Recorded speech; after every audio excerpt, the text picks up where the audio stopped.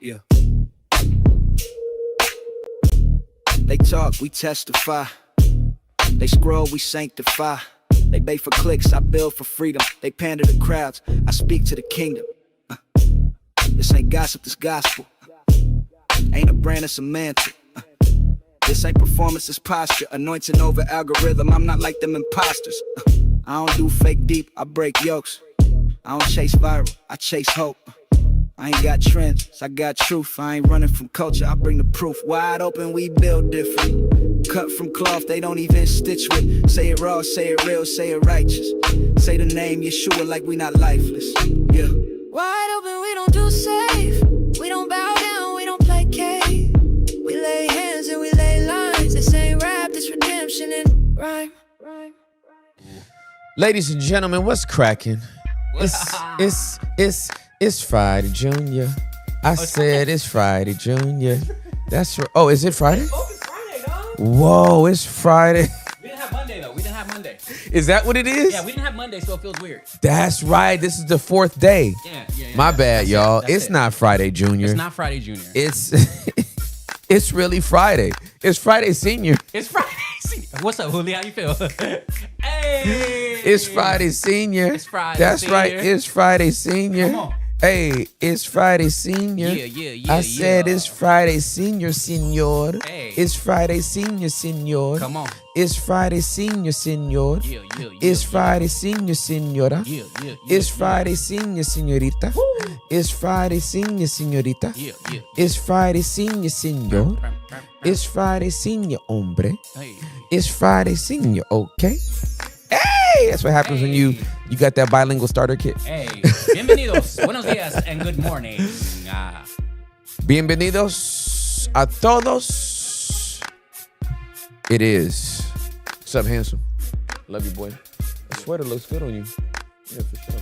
Hey, come on. I love you guys. It's 9:02 Central Standard Time. It is 10:02 Eastern Standard Time. It is 7:02 Pacific Standard Time. 8:29. No, not 8:29. This is August 29th, 2025. Yo, you know what? Everything is different. I had a great morning this morning, and as a result, I'm just like a little bit spaced out. But it is Friday. I hope you guys are doing well, and we're locked in for the next 3 hours. It's Focused Fridays. For those that have been paying attention, every Friday since we came back from our sabbatical, we made a few tweaks, and every Friday we focus on one topic for the entire 3 hours, which means the first hour we will crack open that topic, get to talking about it, vibing about it, and then at 10 o'clock, every call has to be about this topic or we're not talking about it. We won't talk to you. Don't call us mean. Don't say this was an emergency. I can't believe that you wouldn't talk about. I mean, this is why I'm so sorry. I know this is a focus, but I really needed to talk about it. Listen, it's Focus Friday. Please don't make us have to, like, you know what I'm saying? Like, make an adjustment publicly that makes you feel awkward, and then you walk away talking about this is not a safe place. You said it was a safe community, but it's not safe. How come you're not safe for us? How could you do that to us? How could you do that to us? Don't do that. So let's not do that.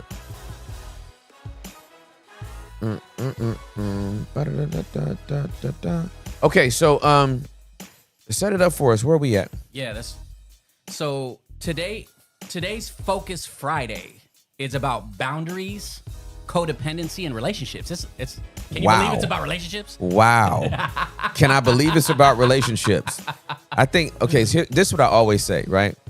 Because a lot of people ask me, oh my God, you do a show for 3 hours and a day and 5 days a week and blah, blah, blah, blah. Yeah. And I always tell them, they ask, what do you talk about? I said, the majority of our calls are about relationships. Right.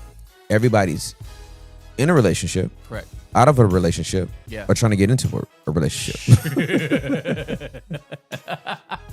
They need to focus on the relationship with Jesus. No, right? No, well, ever since Genesis 2, it was Adonai who said, it is not good for man to be alone. Very true. That's not just a marital statement. That is a relational statement. Yeah. So God knew how important earthly relationships were going to be. Right. And then he put him to sleep and gave him Eve.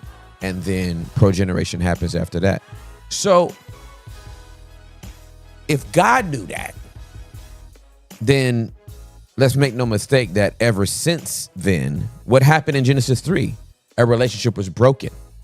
Wow. Inside a relationship. A relationship within a relationship was broken. All right. It was broken both vertically and horizontally. It was drama. The relationship between God and man was severed and broken. Yeah.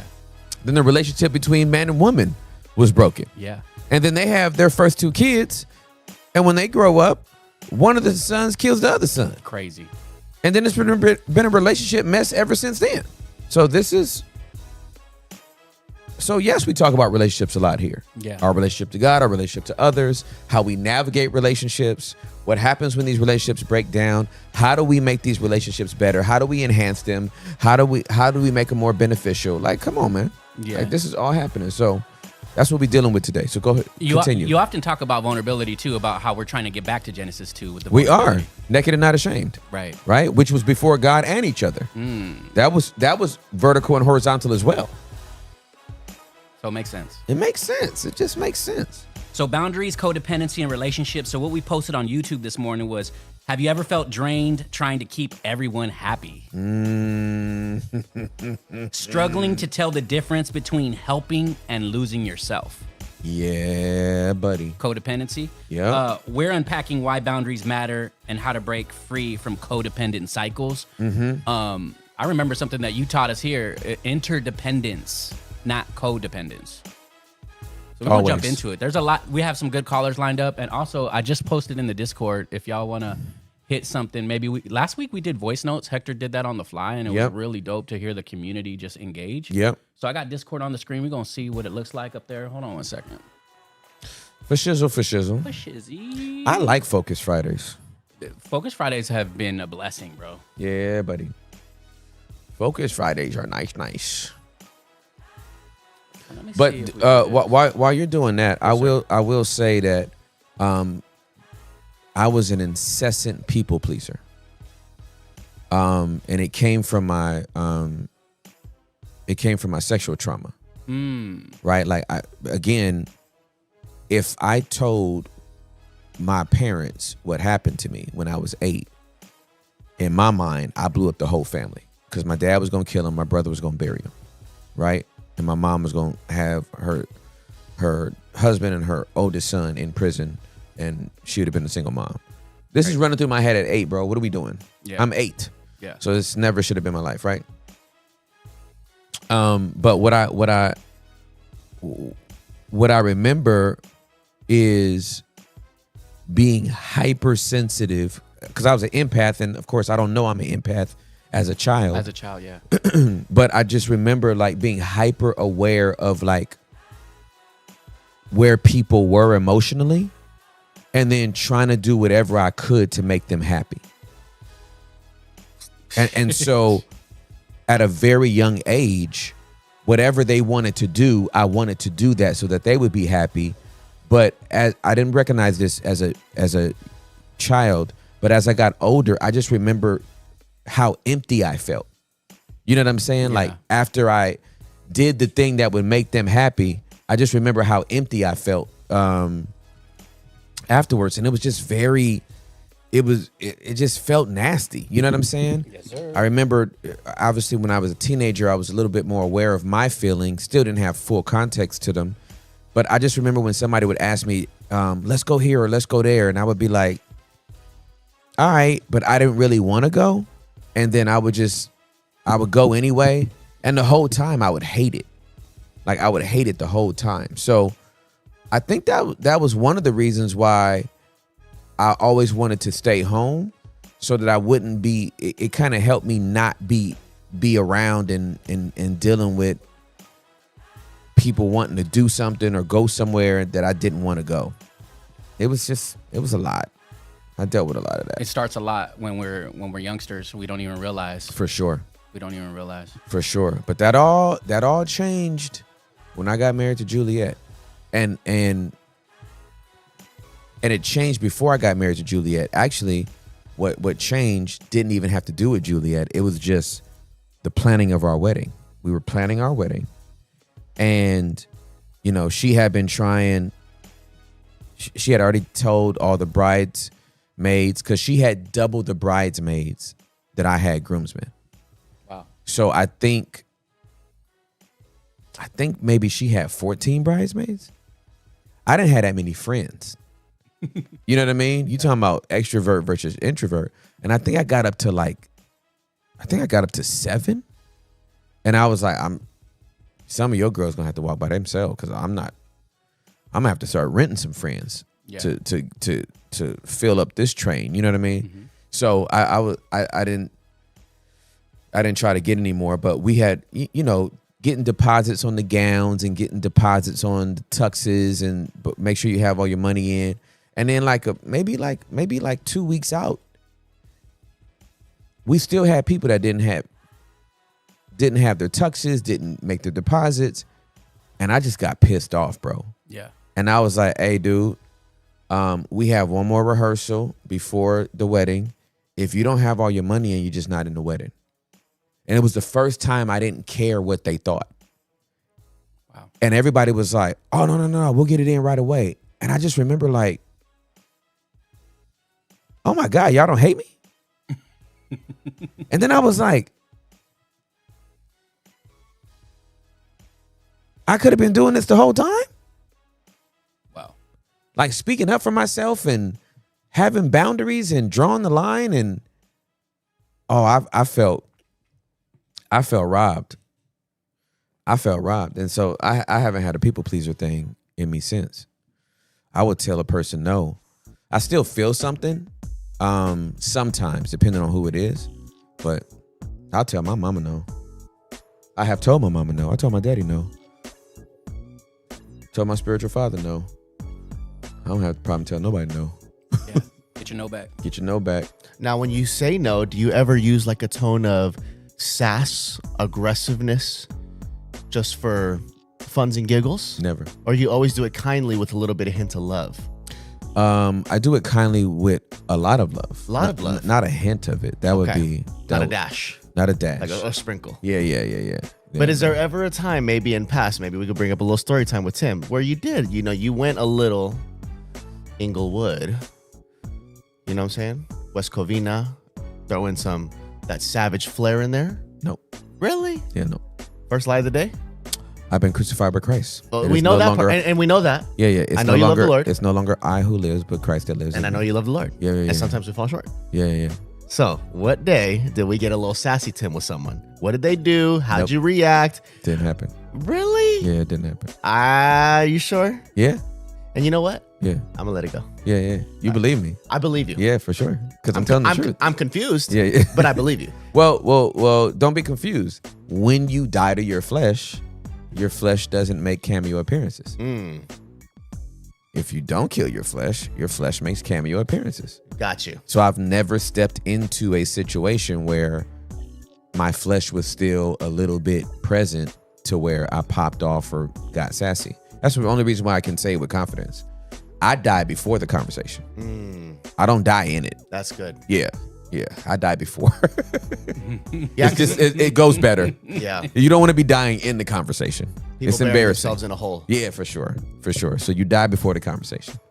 That way you won't have all that foolishness going on. Wow. Yeah. Well, with Focus Fridays, if you're down, Tim, we do have the Discord. If you're not in there, people are sending in voice notes for us to gauge something that they're musing, and then we can follow up with it. Let's get it You cracking. want to run with it? All right, here's the first one. So, regarding codependency, if there's a ship that's been moving in the same direction for 10 years and you become licensed as a co-pilot, but the other party insists on how the ship runs and direction it runs, and you're like, no, I think we should go a different direction. How do you navigate that with the person who's been driving the ship for 10 years? Meanwhile, you have leveled up and now you are ready to drive the ship. It's a good question, and I like the analogy. So if we're going to go with the analogy, Co-pilot. of the co-pilot, when the plane lands, next time y'all land the plane, get off the plane. Get off the plane. That's good. And they're going to be like, where are you going? We got to fly this plane. And then you tell them, I don't fly this aircraft anymore. I still want to fly with you. I still want to journey with you. I still want to travel with you. I don't want to do it in this aircraft anymore. Yeah. Did you ever struggle with that in y'all's marriage and relationship with you and Juliet? Where there In terms of that struggle or temptation to be codependent? never. Really? Just both naturally independent. Very much so. Got it. Juliet has never washed my clothes. Like, there's just, we don't have like those traditional roles like that. It's we're both very interdependent people. We're both leaders. We're both visionaries. I wanted her to be the more traditional, domesticated, role embracing girl. And she's not. And so once I realized she wasn't, then I had to grieve the expectation that I had that she would be like the doting wife, and not that she would just sit at home and do nothing, but I love spoiling my woman. Like I retired her so that she could do whatever she wanted to. I didn't know she wanted to start businesses. You know what I'm saying? I didn't know she was an entrepreneur. So I didn't know I was getting that person. So after I grieved the loss of my expectation, then I just fell in love with a boss chick. Yep. And we've been riding ever since. So it's like this conference. I'm speaking at this conference. This conference is Juliet's baby. Like, she got the word for it. She's birthing it. Her fingerprints are all this. This is what she does. You know what I mean? So I support it. I told Juliet after I apologized to her for all the hell I gave her for not being who I wanted her to be. I told her, I'm the executive producer of your dreams. Whatever you can dream up, I will go find the money to fund it. You know what I mean? And so it's been good. It's been good. So yeah, but you gotta get off the whole plane and say, hey, let's fly a different aircraft. I know we've been in this 737. Let's get in this A300. Yeah. You know what I mean? Let's fly something else. Well, I know what the Private. toxic codependence is, like I experience in my marriage, and what I see with a lot of newlyweds and even people who are just dating, is they need the other partner so that they themselves can regulate. Yep. And I noticed that is where it gets really tough, because now it's a burden on the other person that's not fair. It's true. And then it goes back and forth. Yep. And it's just never healthy. Yeah, that's where, if y'all don't know what the word self-differentiation means, please look it up. Please add it to your vocabulary. Please understand the concept and embrace it, because self-differentiation will save your life. The only person that you can control is yourself. You cannot control anybody else, spouse included. You cannot control your kids. You can only control yourself. And so the most simplistic analogy I heard around self-differentiation is you have a hula hoop on. Does this generation even know what a hula hoop is? I know I sound really old saying that. I feel like they know. Okay, great. So you stay in your own hula hoop. Codependency is you sharing a hula hoop with somebody else. Crazy. And if they get out of the hula hoop, you can't hula hoop, which is crazy sauce. I'm in my own hula hoop, wiggling my own hips to keep my hula hoop up. I'm not gonna, man. We were so easily entertained back then, weren't we? Just a hula hoop. You needed rhythm. You know what I'm saying? You needed rhythm. A hula hoop, bro. That was a That was a toy. That was an exercise. That was It a was whole an thing. exercise. You know what I'm saying? Core Like workout. a for sure. hula hoop.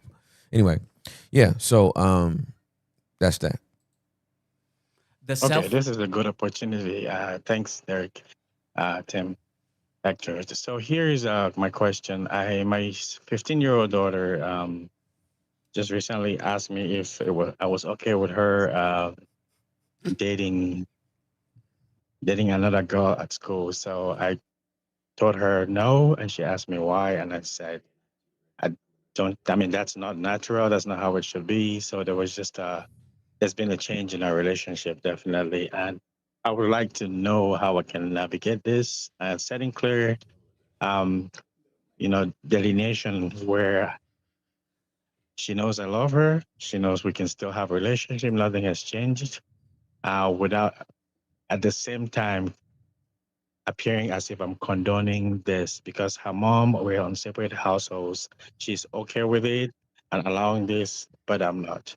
Thanks for your response. Appreciate you. Hey, hit the top of it again so I can get the age. I missed that. I missed it.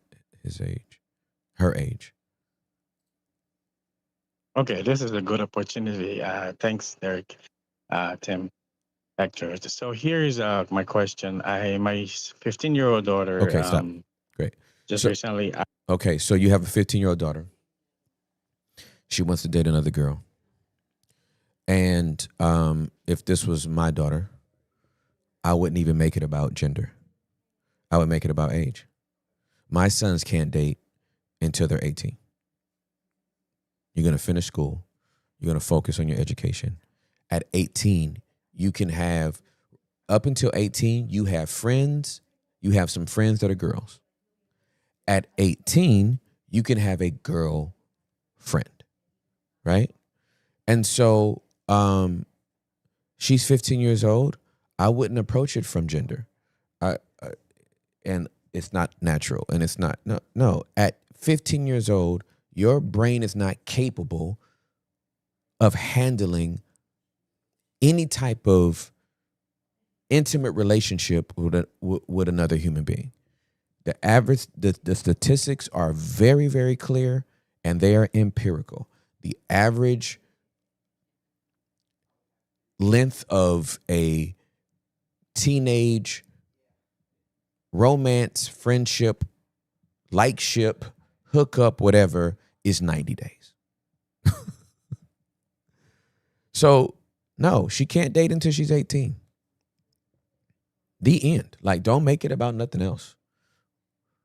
Boy, girl, girl, girl, boy, boy. No, ain't nobody dating in here until they're 18. Point blank, period. The sexual identity or identifiers, that's a completely different conversation. And don't link the two. But don't make it about that. Make it about the age appropriateness. Yeah, she's 15. She shouldn't be dating nobody. If she came to you want to date a boy, no. She's 15. Nope. Okay, that's what I got to say to that. I want to say good morning, first of all. Good morning. And Come in on, New 60 York. seconds or less, I You want know. to say that anyone who is struggling with being a people pleaser, the best freedom that you can absolutely feel and live out is once you know a healthy line between caring for yourself and living like Jesus, but not letting people take advantage of you. That was my biggest struggle. I thought I had to bend over backwards for everyone because I want to be kind and helpful, just like Jesus, right? Give everyone the benefit of the doubt and so forth. But I didn't realize how I was being taken advantage of, or also allowing others to not excel or learn how to do things on their own because I was taking the slack for everybody and everything. Yeah. It's a burden. It's a burden to carry, ain't it? Big. Like you wind up carrying everybody else's bags. like trying to make sure everybody's okay. And at the end of the day, you're buried underneath all the baggage and you're not okay. Man, it's reminding me of yesterday's caller, Sarah. You know what I'm saying? The first caller. Yeah. Like, the dysfunctional peacemaker. That's exactly right. Oh my god. And then when you start handing the bags back, they got the nerve to be offended with you. like, I can't carry this. Like, what you doing? How come you trying to give this bag back to me? It's your bag. It's tuyo. So it's yeah, that's frustrating. That's heavy. I appreciate you. I appreciate you sharing. Thank you. Hi, Uncle Tim. I apologize if this question is hard to understand, or for me, it's hard to formulate. But how long is the grieving process of when you let go of good people, but they're just not good for you? Oftentimes, I find myself kind of thinking if I was correct in letting go, but then I'm reminded of the person that I am today, and I'm proud of her. You know, there's more peace, there's more self-confidence for sure. But there's still a sense of like closure that I do not have, and I don't want. I don't want to look back.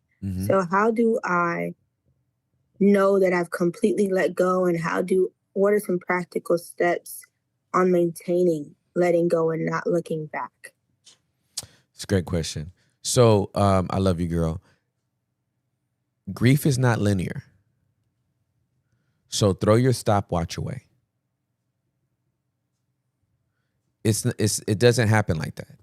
Grief doesn't go away because we're tired of grieving. Grief takes as long as it takes. And so don't frustrate yourself when your emotions and your body are still letting go and cycling through what this relationship meant to you. And you said something that's very, very key. These are good people. That's going to take 2 or 3 times as long. It's easy to let go of bad people, and even if we have to grieve them, we can get over that in 1, 2, 3. Okay, I'm on, right? But you had to let go of good people, but they're not good for you. That's heart-wrenching. So like, if the relationship was meaningful, like grieve it thoroughly. And the longer the relationship and the more goodness the person had, there's more to grieve. So I know you might be tired of it, like logically, like how come I'm not over this? But your body's still going through. And you'll wake up one day and it would have cycled out. But I can tell you, you will exasperate the situation if you continue to try to come on, hurry up. When is it going to be done? That's not a healthy way to try to get through grief. So I hope that's helpful. Since I've joined the basement, I've learned a lot about healthy boundaries, what they look like, how to properly express them, and how to just take care of myself while also out here loving others. I thank Tim and the crew for showing us what um, healthy relationships look like, what healthy communication looks like in those relationships, even when we're frustrated with one another, when we're seeing different sides of each other as we're going through the different seasons of life with everyone. So I'm excited to be able to put those into practice one day. And I just want to thank y'all for showing us um, how to realistically love the way that God has commanded us. That's so sweet. Thank you so much for the encouragement. I love you. Thank you so much. Down in the basement. I have a question about how to work through unlearning the savior complex that you have developed due to being the emotional cushion for dysregulated parents and adults growing up, and how to avoid letting that seep through in relationships.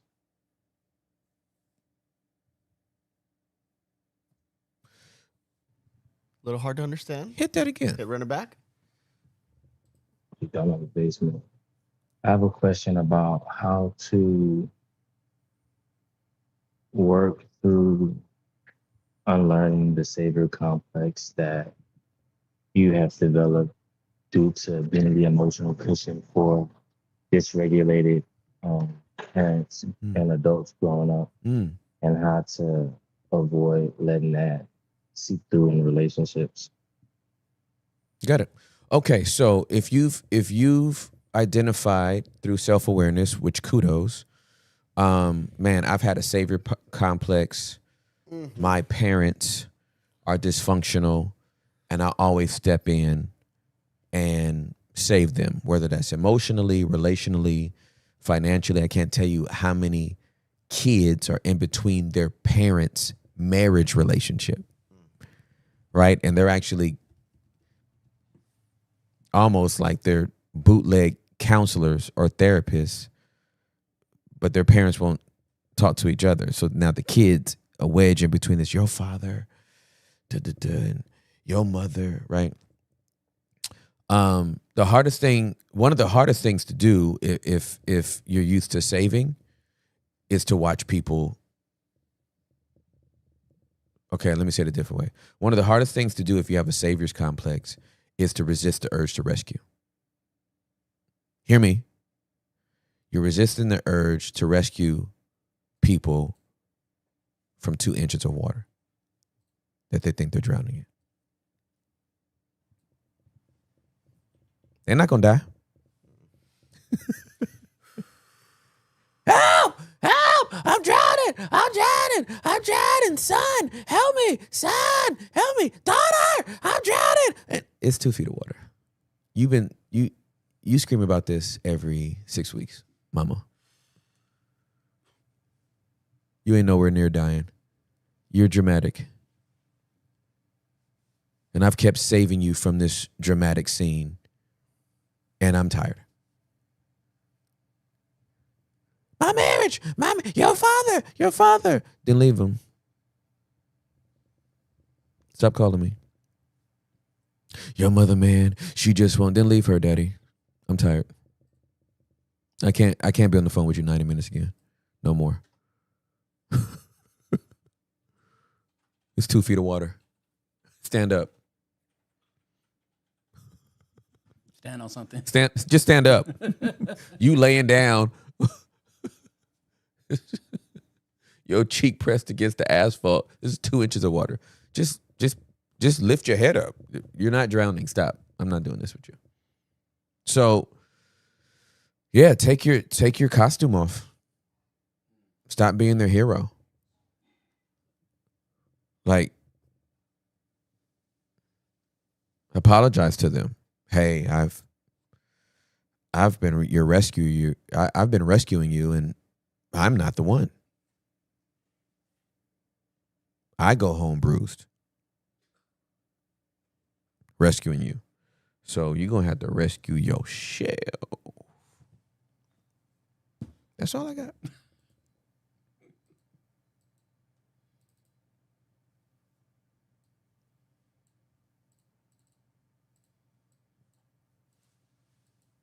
Sorry, it's being a little ghetto over here. No worries.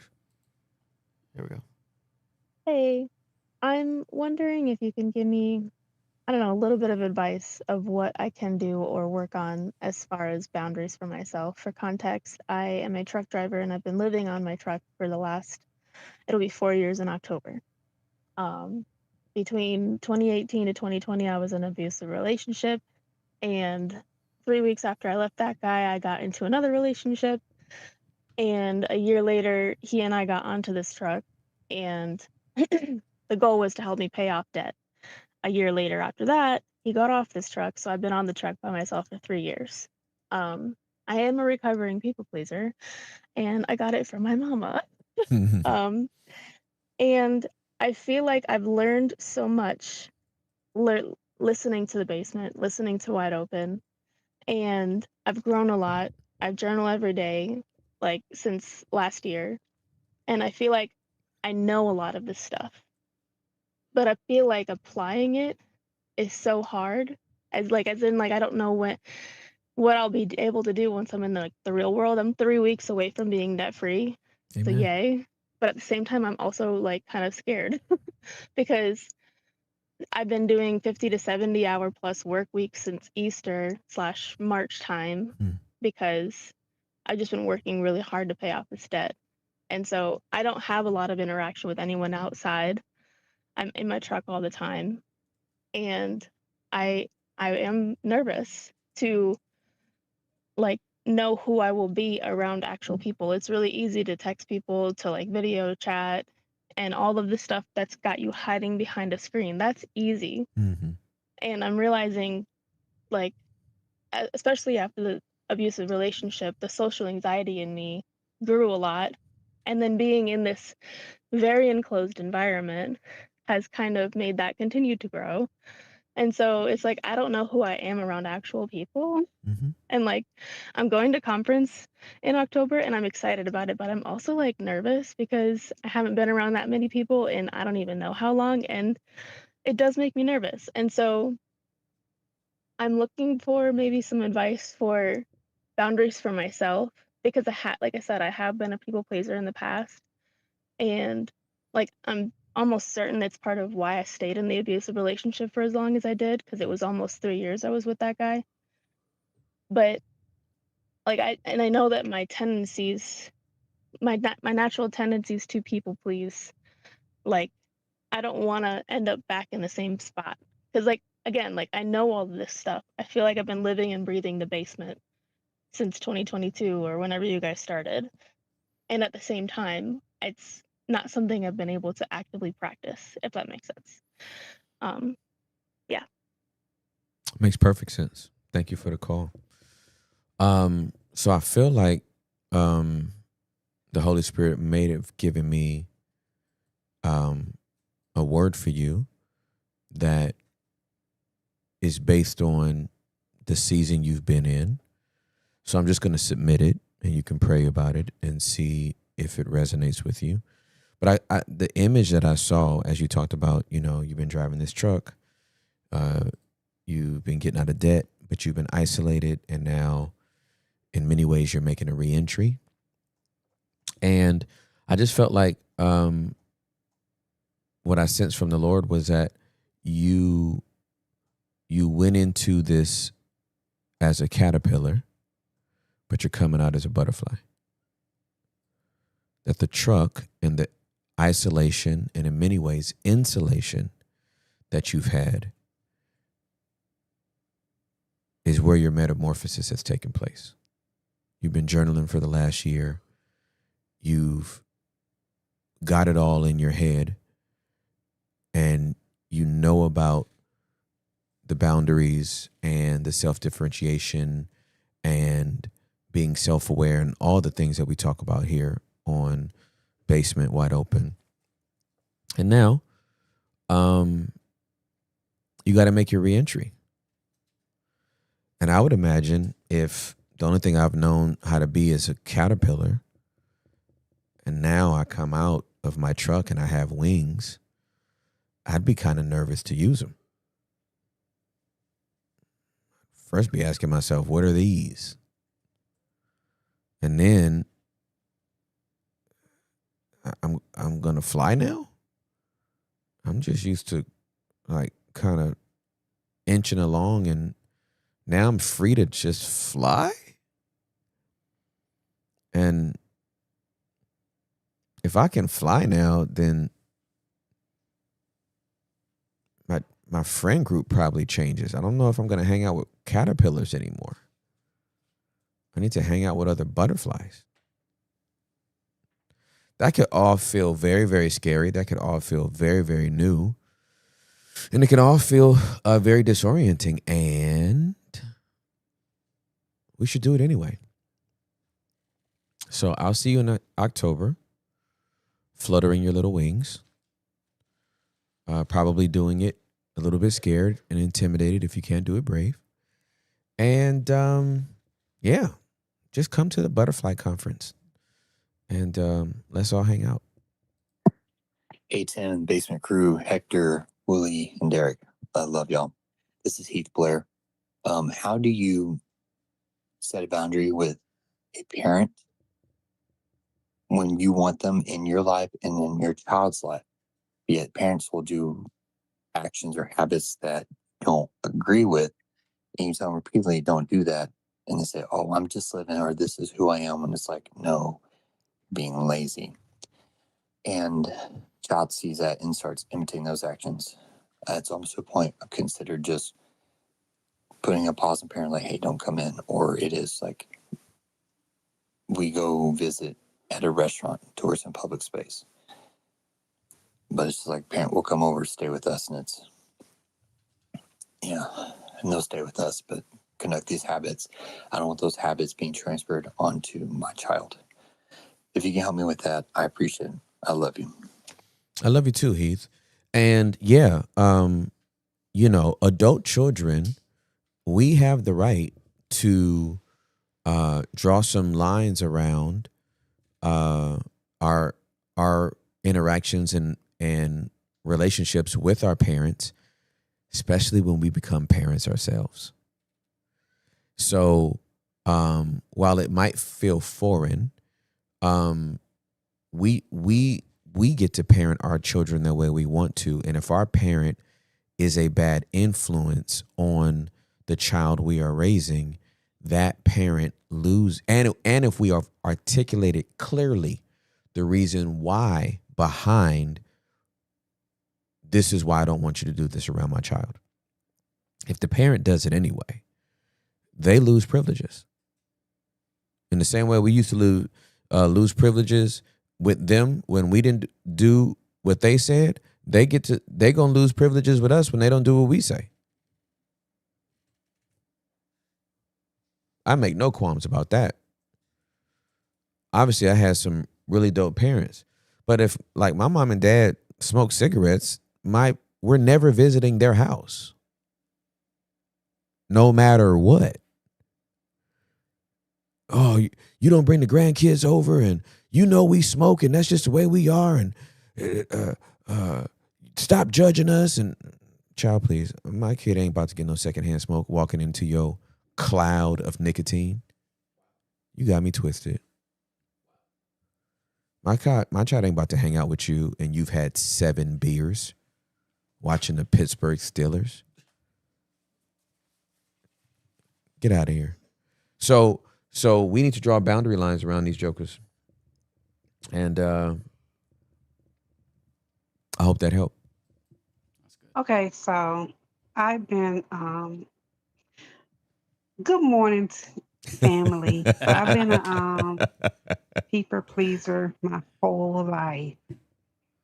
As far as back as I remember. I don't know why, but I've always just wanted someone to affirm me, someone to like me, all the things. And even in my first marriage, I was so much of a people pleaser that I put him before God, which was a huge no-no. So now I'm a recovering people pleaser, and it feels so much better. My question is, how do I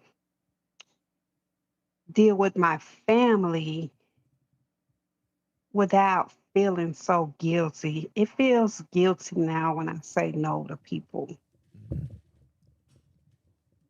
Yeah, I completely understand that. I can identify with that. When you first start using your no, it's so foreign.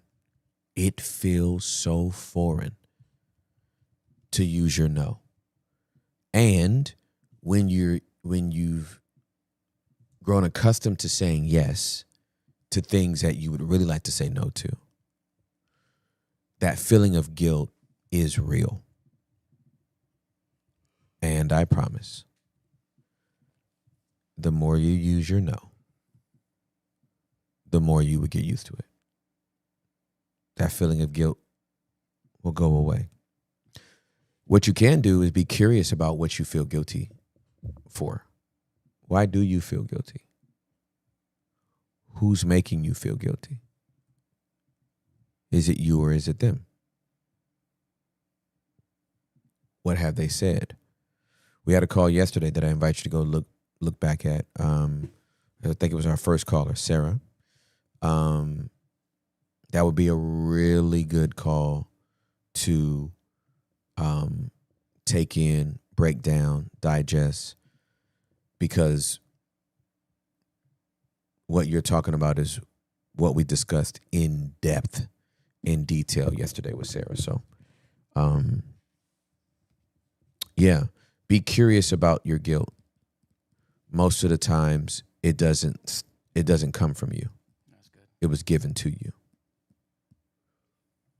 To male female marriage relationships, but I was in a relationship with a friend for 10 years, and I believe it was a codependent relationship. And when I tried to express my need, quote unquote, for the relationship, she blocked me out and turned me off, like blocked me from calls and everything. And so I'm wondering if it was wrong for me to express to her that I loved her in a deeper way, and not in a sexual romantic way, just really had a strong love for her. Was that wrong for me to do? Ooh, that call, I'm so sorry. It was so muffled that I don't even want to make an attempt without having clarity. So maybe if you want to leave that voicemail again, if we have time, we'll get to it. If not, I'm so sorry. It was unintelligible, and I won't be able to answer that one. Hey, Uncle Tim. My question is, how do you overcome codependency when your childhood showed you that you didn't have the ability to do it on your own? How do you get to the point where you don't put your all into someone or get your identity from someone if your childhood taught you that without the approval of someone, you can't do anything? Yep. What do you do when you didn't learn self-agency at a young age? It's a great question. Yeah, so much codependency comes from you can't do this by yourself, right? And so this is going to sound overly simplistic, and it's effective. You're going to have to do something by yourself. I don't know what it is, but you got to do something by yourself, for yourself, that proves I didn't need anybody's help to do this. It's the only way. You got to go through an exercise to know that, right? It's that I can pull them off and on.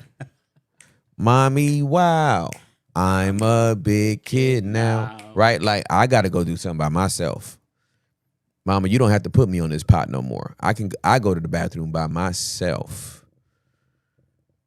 I went and found that job by myself. I'm paying this car note by myself. I found me a place to live. Hell, I found me a room to live in. And I pay that joint by myself. Right? Like, you gotta go do something by yourself. That's the only way to prove you can do something by yourself. You gotta go do something by yourself. So, hope that helps. Good morning. So, my question basically has to do with breaking free of codependent cycles. My mom is a witch, and I was very codependent up until about a week ago.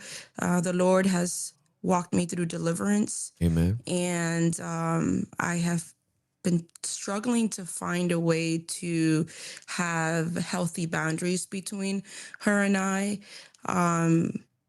Yeah, I want to know more information on how I can lovingly separate myself while I walk through this consecration. And we don't talk about it enough in the church. Do you think this is something that we should talk about more? Deliverance? Yeah, thank you so much for the call. I'm happy about the deliverance that you've gone through. And you're right, we don't talk about it. I'm not going to say enough, because there are some denominations that are heavy on deliverance. I like to talk about it. I need to be very careful. I believe in deliverance, and I believe that there is a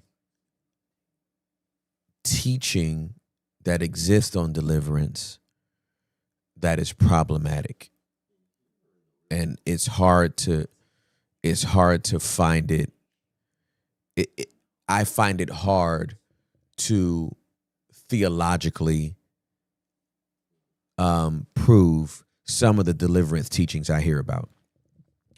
So I believe in deliverance, and I've gone through deliverance, and the Bible's clear on how people can be delivered from certain bondages. I'm sorry, is something going on? Okay, gotcha. Yeah, we're just Okay, no worries. Yeah. So yes, I believe in deliverance, and there's some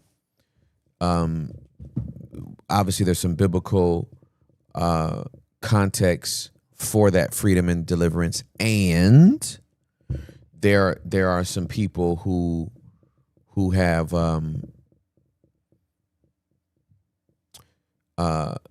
made it a business and a theology that I don't think should be. I just think it needs to be scrutinized a little bit more. So with all that being said, I'm happy for your deliverance, and I do think we should talk about deliverance as long as it's biblical. And maybe that's me. Maybe it's just me kicking something. It's very faint, but Okay, yeah, it's probably it's just hot love. And then yeah, now that you've broken free from your mom in that way, boundaries and conversations. Like I'm not for the boundaries that don't give people context to why the lines are there.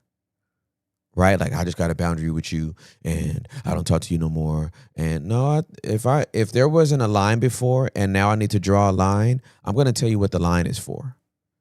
And that's what courageous conversations are for. If there wasn't a fence here before and now there's a fence here and you try to open the fence and I say you need to ask permission before you come across that fence, then maybe they should know why there's a fence there.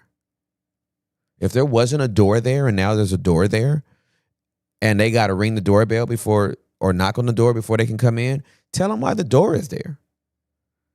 I don't believe in all these people making boundaries and not giving people context to why the boundaries are even there. Like, let them know. Let them know what's popping. So I hope that helps. That's good. Hold on one second.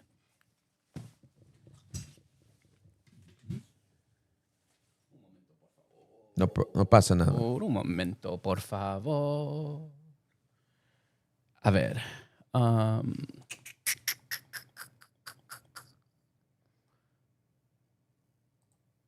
Blessings, everyone. Thank you so much for sharing this topic. My name is Chast, and my question is, in a marriage relationship, how do you transition from, or what are some practical ways to transition from being codependent in your marriage to setting boundaries and enforcing those boundaries where your spouse and you can become interdependent, or if one is interdependent or becoming interdependent and no longer willing to serve every emotion that the other is giving how they used to. Like, how do you navigate that, and how do you still show up for them and love on them to where they don't feel like you're neglecting or abandoning their emotions because you're no longer wanting to carry them?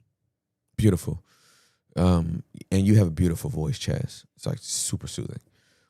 So great question. Let me just give you one example, right? So you and your spouse used to do a dance and you don't do the dance no more. And so since you don't do the dance no more, they're still emoting like they used to. And you used to jump in and do the dance with them and you don't do the dance no more, right? It would be good to tell them, and let's just pick an emotion, right? Let's just say they get angry about whatever, and however you used to participate in and react to their anger, you no longer react to it anymore. It would be good to say, hey, I see that you're angry right now. I love you. I want to be here for you. But I no longer participate the way I used to when you get angry. I want to hold space for you. When you can put your anger into words, I would love to have a conversation with you. But I no longer react in the ways that I used to react when you get angry. I now take a supportive role in being here for you when you can properly articulate where your anger emanates from and in what ways I might be able to assist you walk through this emotion. That was a freestyle, but hopefully it was helpful. Hi, guys. Good morning. How do you articulate, conversate, express something you know that someone you don't feel safe with is going to disagree with, especially when it's a hard truth for them? Something you've observed, my apologies. And like, I'm a people pleaser, so I'm trying to not be, but it's a coping mechanism strategy because of hard or difficulty in self-regulating myself at times. Hit that one again. Hi, guys. Good morning. How do you articulate, conversate, express something you know that someone you don't feel safe with is going to disagree with, especially when it's a hard truth for them? Something you've observed, my apologies. And like, I'm a people pleaser, so I'm trying to not be, but it's a coping mechanism strategy because of hard or difficulty in self-regulating myself at times. Yep. So when we've been people pleasers and we have to have courageous conversations, and some of the conversations we have are on the heavier side, right? They're not lighthearted. Very few courageous conversations are lighthearted. Sometimes they can be, depending on the person and their emotional intelligence. But for the most part, these are very heavy conversations to have. All of y'all know that Chris Voss is one of my mentors. When you have to have a heavy conversation, when you have to have a difficult conversation, lead with that. Sit down with the person. I promise you, it will regulate you as much as it will them to get it out first. None of this, how is the weather? How you been? How's school? Hey, I want to talk to you about something. We're 7 minutes in. You're just hurting your body because you still got to say the thing. You sat down, you started the conversation, but because you hem and hawed, we're 5 minutes in. Your body's been dysregulated for 5 minutes when you could have just sat down and said, hey, I have something hard to talk to you about, and you're not going to like it. You're probably going to be mad at me by the time I finish telling you what I have to tell you. You probably won't even want to talk to me again.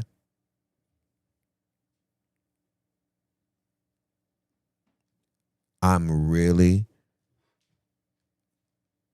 upset about blank. Or, hey, I got to have a hard conversation with you. You're not going to like it. I can no longer tolerate you gossiping about whoever and wanting to hold those conversations with me. I can't do that anymore with you. I don't know. I don't know what the conversation's about. But lead with it. Lead with the bad news and then get straight into it.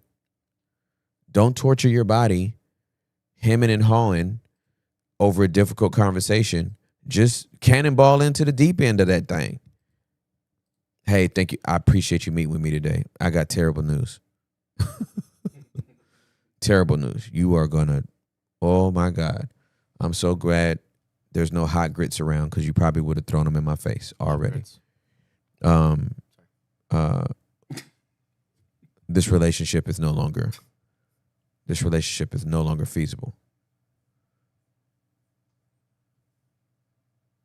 Just get to it. Just get to it. Just don't even. Just get to it. So, okay. I hope that hurt. I hope that helps. Hope it hurts. Hope it helps. Hope it hurts. Hope it helps. Look at that time. Focus Friday. You hear this music. Hey, Jack. Hey, Jack. Go ahead and get into it. Wide open. These phone lines is wide open. All around the world, we wide open.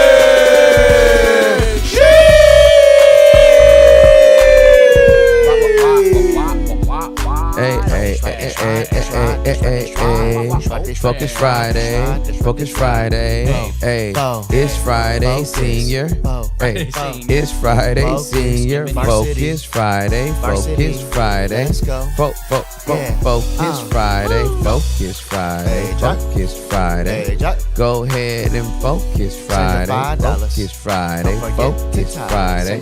Go ahead and focus Friday. Focus Friday. Focus Friday. Go ahead and focus Friday. Focus Friday. Focus Friday. Go ahead and focus Friday. All right, that was the extended version. Oh my gosh. Hope y'all are doing well. It's a great beat, dude. Yeah, I forget how good it is. Yeah, that thing bangs. So y'all already know that it's Focus Friday. You already know what we're talking about, which means all phone calls have to do with that. But this is a safe space. Where you are fully seen, fully heard, fully known, fully loved, even if you're not fully agreed with, because 4 out of 5 ain't bad. 4 out of 5. Whatever we're talking about today is centered around this topic. So, phone lines are open. Who's our first caller? Alexis, welcome to Wide Open. You are on with Tim Ross. Hello. Good morning. How you doing? I'm doing well. I'm trying to figure out this. I got you on the Discord, and I could hear you faintly, but that's fine. Okay, no worries. No pasa nada. Yeah, I could hear you fine. That's good. Cool. Tim, I wanted to thank you real quick for your transparency. God is amazing when it comes to timing. For sure. You might hear my voice a little shaky. I'm a little nervous. So. No, man, take your time. You're fine. I've had to learn the hard way to wait on God. Mm. I'm 40 years old. I'm sure you guys, you have your own way of vetting these calls, and even in that process, I had to wait on God. I could hear God telling me, dude, calm down. Right. You're gonna be hurt, and I hear you, and I would hear him tell me, I hear you, and then I would question, but why does it feel like it's not enough sometimes? So I'm gonna phrase this. I'm gonna just start the question basically the way I put it on. Okay. On YouTube, because I think it sets a tone for the heart of what my question is. Okay. And the question is, what does restoration look like for men who are empath, but they didn't know that they were codependent? Mm. They emotionally and physically cheated on their spouse, confessed it, repented, and is now a divorced single dad working on undoing false beliefs in his mind. While in isolation because of his shame overwhelms him. Mm. I know it's a loaded question. Yeah, no, not a problem. I can give some context. Okay, so I found out I was codependent after the divorce Okay. because I jumped into another relationship right away. Understood. And after that one, which it was an abusive relationship, Mm-hmm. I was locked in COVID. Right. So like after that, another relationship, and then I found myself back in my mom's house Mm. after being married for about 3-4 years. Mm-hmm. I have a 6-year-old son. Okay. Okay. So I understood. I keep attracting. I've kept attracting the same type of person Mm-hmm. with different faces. Understood. I'm back in the same place, and I've had a relationship with the Lord since I was 12. Okay. But I've never this. I've been lacking this in my spiritual walk, Got you. Understood. and I recognize this mostly because of the basement and watching you guys, and I'm like, wow. So once I found myself back in my mother's house, I said, okay, I need to do some investigating on myself Mm-hmm. because I see that I'm attracting the same person. Mm-hmm.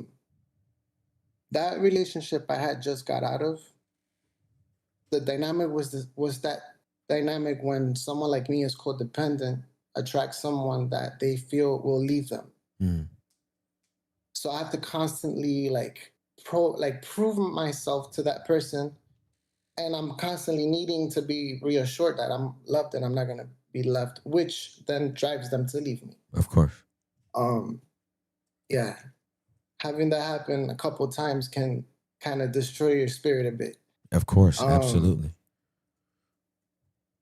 I noticed the withdrawal from that person, and I said, how can I learn more about that person so I can be a better fit? And I learned more about myself. Mm.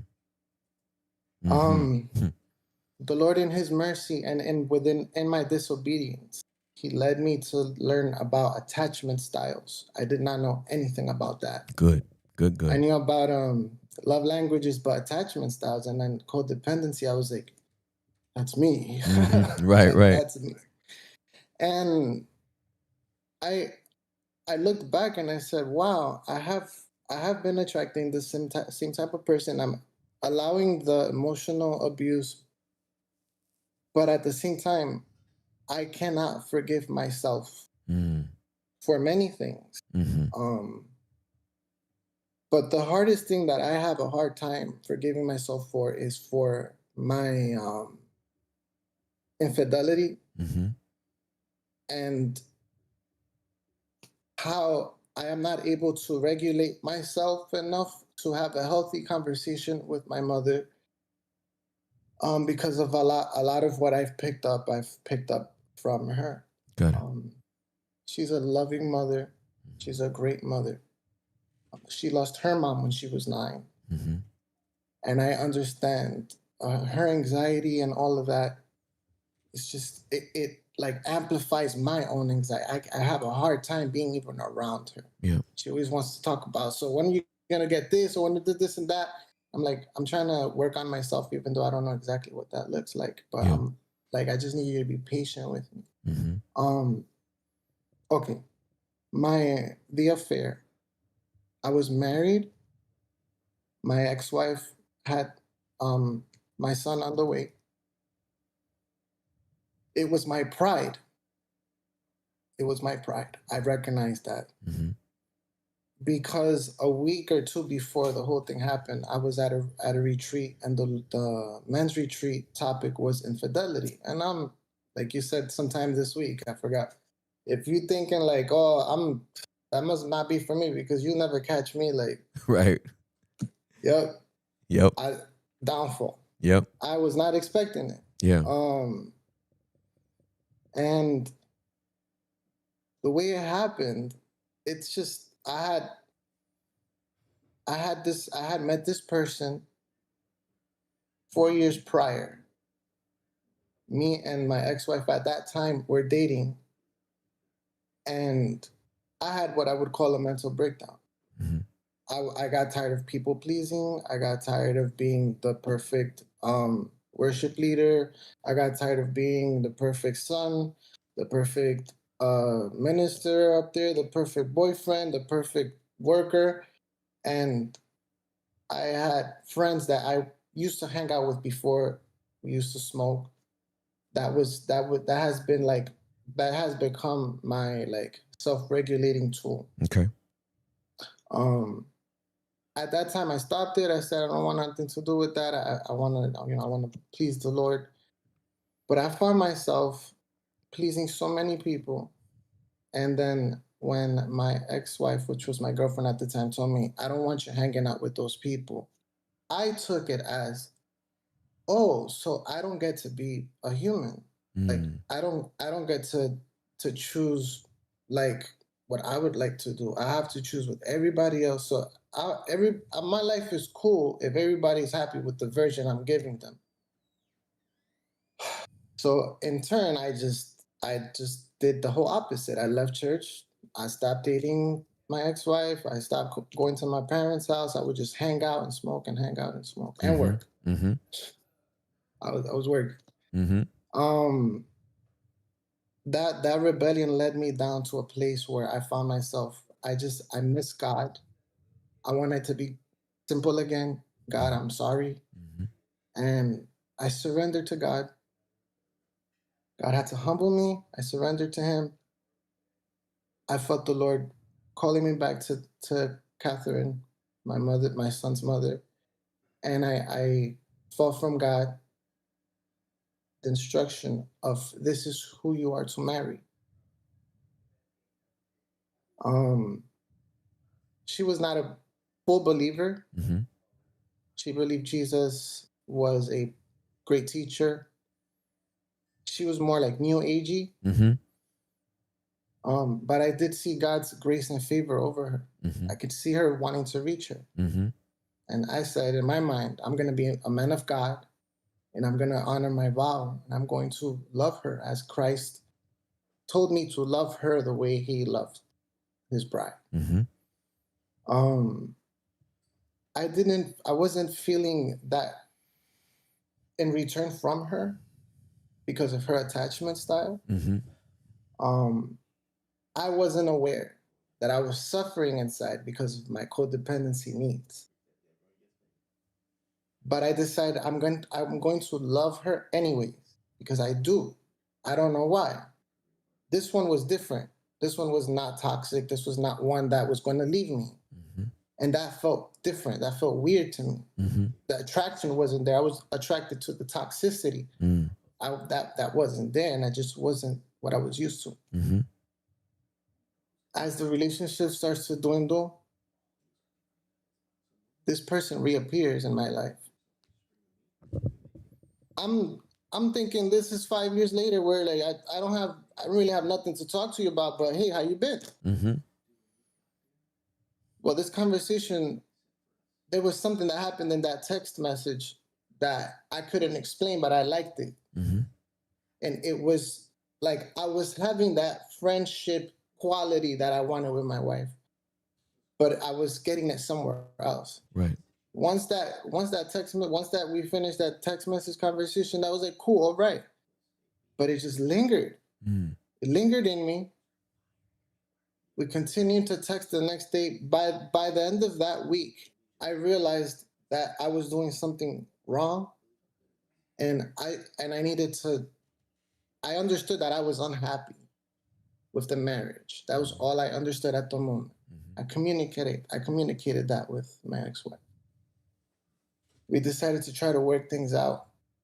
But in my mind, I'm comparing this new experience that feels familiar versus the lack I'm having here. And once I realized that I could not stop texting this person, I can stop myself from texting this person, I confessed to my ex-wife everything. I sat her down. And she was about, say, like 6 months pregnant. And I told her, this is very hard for me to tell you, but I made a vow and I want to honor you. And I explained to her what happened. And it was like unintentional on my part because I wasn't looking for that. But I found myself in that situation. We agreed to stop communication with her. I did. For a whole month, I centered in on being that, that person who's going to be a dad. I have my wife. I have to focus on being, I could not shake it off. I couldn't stop thinking about what I felt and I couldn't feel it anymore. I prayed. I looked at myself in the mirror, like I tried everything and I could not shake it off. I did not understand that this was something that was internally, like I didn't understand it at all. I got to a point where I just couldn't anymore. And I just told her, listen, I can't, emotionally, I can't do this anymore. And I think I'm going to step out. She said, so grab your clothes and leave. And I said, can I kiss my son's feet? And I kissed his feet. I took a picture of him and I left. That night I started smoking cigarettes.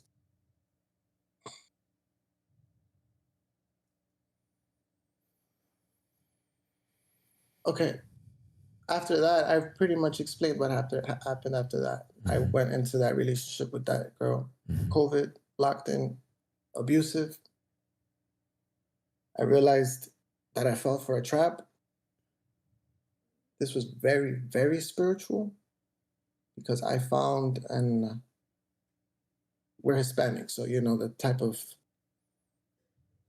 I do. the altars, the type of altars. I found one of those. Yes, sir. And it was specifically the goddess of love and fertility. And I said, oh, hell no.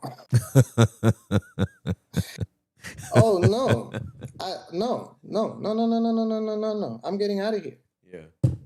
And I can't shake off this guiltiness, this shame that's just compiled on top of more shame and more shame and more shame from my past and when I was a kid and everything. I want to forgive myself. I want to love me the way God loves me. I want to see myself the way God sees me because until I do, I'm not going to believe that I am enough and that I'm able to recover from this and live, just continue my life and please the Lord. Yeah, for sure. And grow. Okay. Sorry for the long one. No, don't apologize. You're worth my time, my guy. You're good. And I appreciate your vulnerability, Alexis. It is refreshing, and I'm so very proud of you. Like, you have no idea how proud of you I am. I wish every man would, when they fail and when they fall, own what they've done the way you have. What you have exhibited today, I'm still looking at my watch, waiting for pastors in the DFW Metroplex that I have known and loved to do what you've done and haven't done it yet. So you are a man of God. You are a man after God's own heart. God loves you and he is pleased with you. For certain. This is not something I'm trying to convince you of. This is something that I am telling you is already the case. God loves you and he is pleased with you right now. Even though you still feel guilt and still feel shame, that is not coming from God. Because he fully sees you, hears you, knows you, and loves you. And he is pleased with you right now. How do I believe that myself? Thank you, Tim. You're welcome. Appreciate it. Yeah, I'm so glad you asked that question. So, the first thing that we need to do is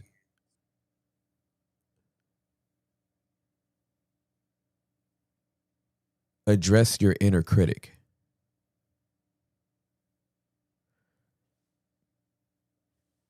Because you just told me a story that many men and women have been in.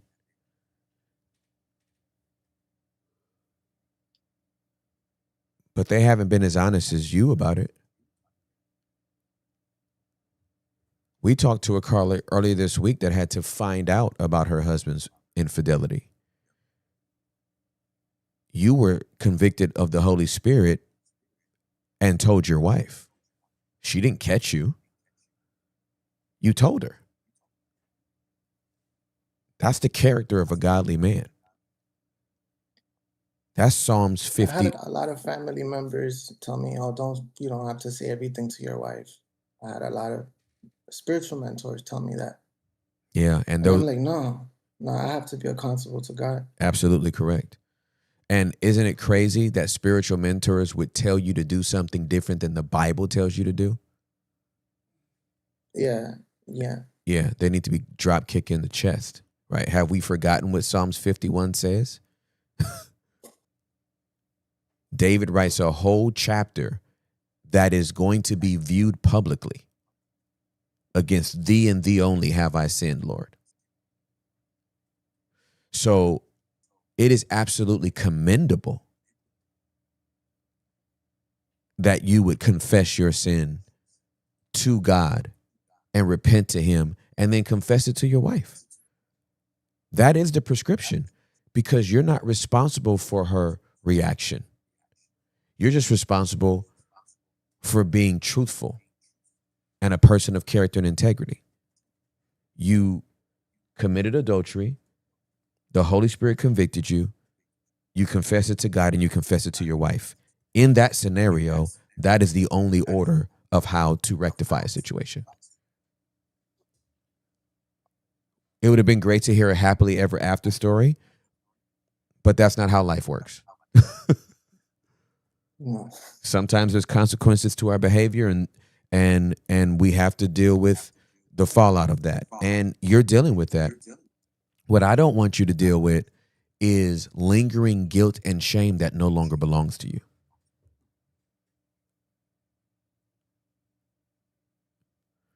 And so you know you've been forgiven by God,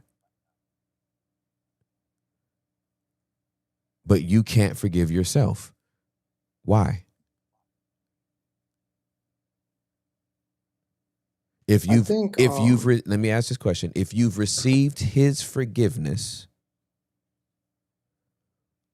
why are you still hiding in the house?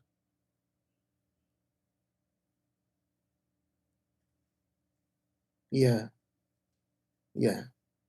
That's the question we need to answer. Yeah, I've received his forgiveness, but because like I understand and I know and I feel that he has forgiven me, but it's like myself, I think that the inner critic has been alive in me since I could remember. Oh, for sure. Way before this I mean, incident. like Way before this preschool, incident. Like my Yeah. preschool teacher asked me, "What did you guys have for breakfast?" I didn't know that I could answer that I didn't have breakfast. I thought I needed to say that I had breakfast. Well, that morning we just didn't have time. And I was terrified to say we didn't have breakfast. I thought I was going to get in trouble. Wow. Which was about to face the wall. Right. That? For sure. I remember that. All right. Yeah. Well, I stared at her and I didn't say nothing. Out of shame to be wrong. Wow. And obviously she perceived that as he's just ignoring me. So she said, after the third time and I didn't answer her, she said, "Go stand against the wall." And Tim, I remember like at that age of 6, I willingly got up and I was gladly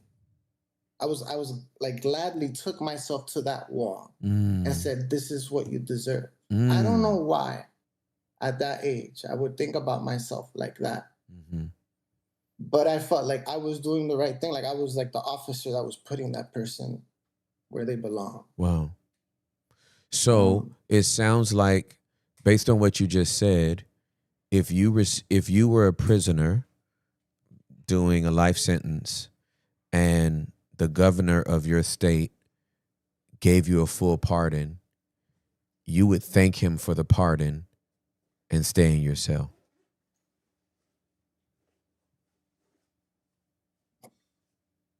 That's literally, yeah, the scenario. Because in your mind, you appreciate the pardon, but I need to remember what I've done, so I'm going to stay in the cell. Because I deserve to be here. Like, even though you've pardoned me, I still believe I deserve to be here. So maybe I'll come out on like the weekends and like go visit some family, but by Monday, I'm going to actually come back to the penitentiary and hang out in my cell. Yeah. And like, I don't want to do this to myself anymore. Yeah.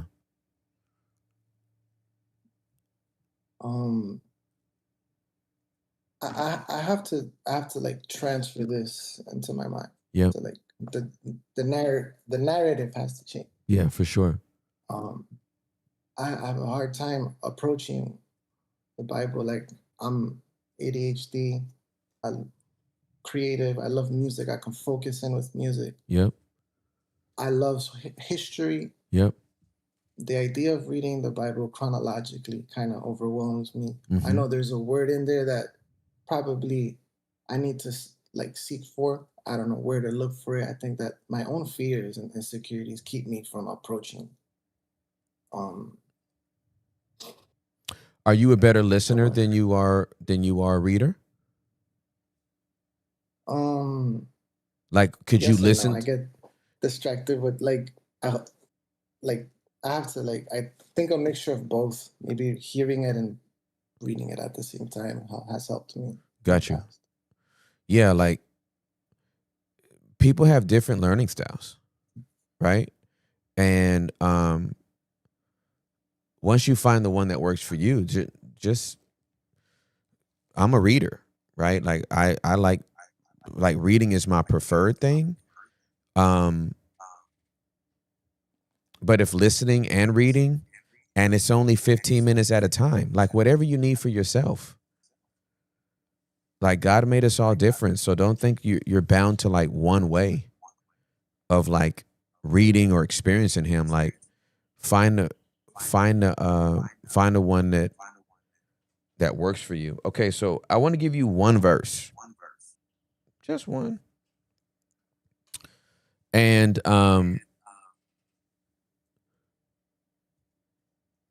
this comes directly from Jesus. And it's the only verse I want you. It's so stinking short. That's number one. And number two, it's the only one I want you to rock with for like a month. I'm not gonna throw 19 at you. Okay. Okay? It's just one. So this is John chapter number 8. You have your Bible there. I want you to open your Bible to John chapter number 8.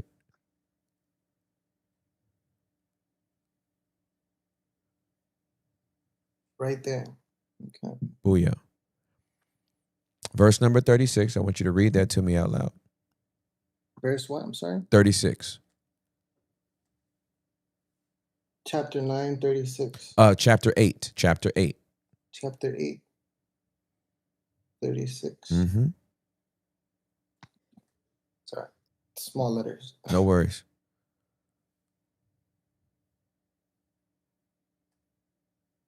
36. Yes, sir. So if the Son sets you free, you will be free indeed.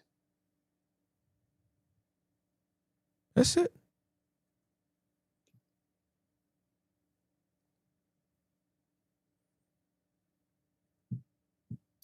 Dude, I'll never get over how God's word can just like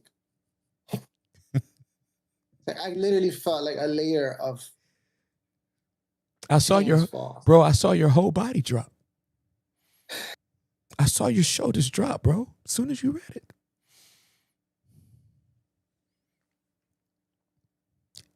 It's off you. You're free.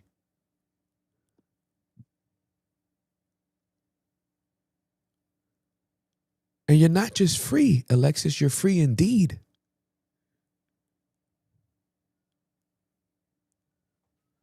It would be crazy for you to stay in the pen.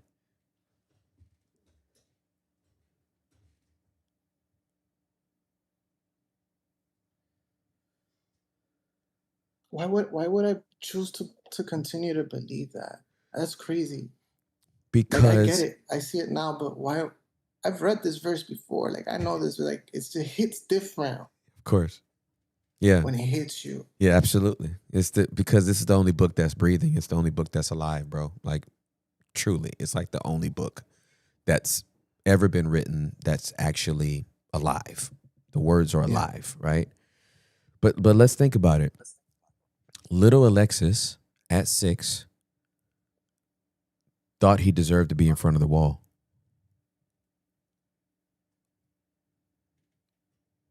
Rather than to tell the truth about his experience, he just faced the wall.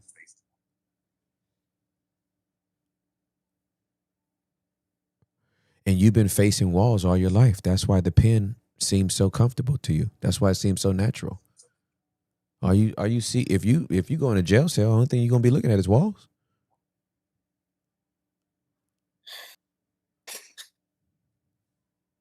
That's a bar.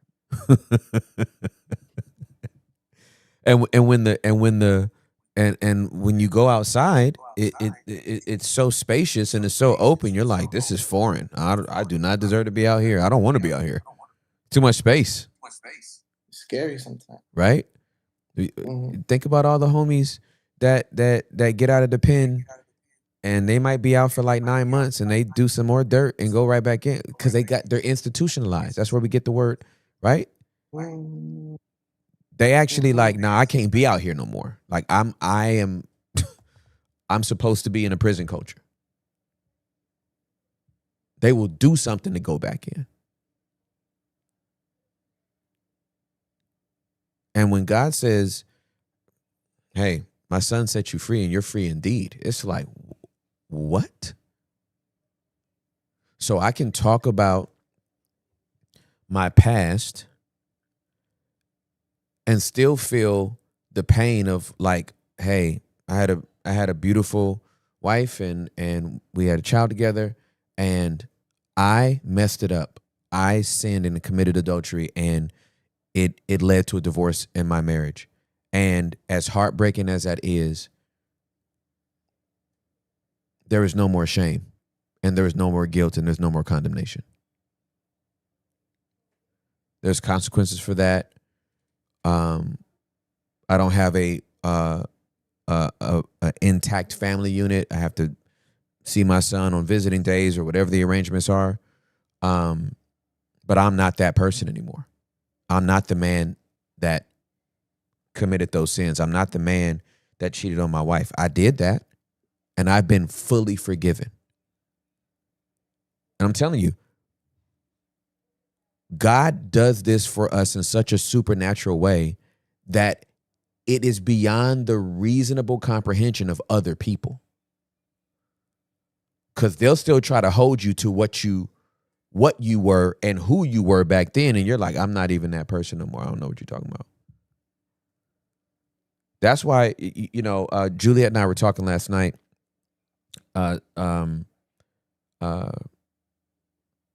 Somebody last year sent very derogatory, threatening text messages and emails to my wife and my admin, and like cursing my kids and me and my wife and all this kind of stuff. And they were like, hey, these pastors have fallen, and they listed all these pastors that have been in the news and fallen, all that kind of stuff. And they said, you're next. And I was like, no, I'm not. And the reason why I said no, I'm not is because everything that I've done, I've shared it already. Ain't nobody got nothing to pop out the bushes on me on. I've taught. I think I told. I was laughing with Juliet. I said. I think it was earlier this week or last week that I told people that I worked at a ministry, but I got fired from it because I was looking at porn on their website in my 20s. Ain't nobody about to pop out on me. Yeah. And if there's something I forgot or haven't mentioned, if somebody pops out on it, I'm gonna be like, oh yeah, you know what? I forgot about you, girl. Yeah, that one too. You right. I'm not gonna be sitting. It's easier to live free of having to like keep up with a lie. That's what I'm saying. Right? It's just easier. And so the most beautiful thing you could do for little Alexis, for 6-year-old Alexis, is say, we didn't have breakfast this morning.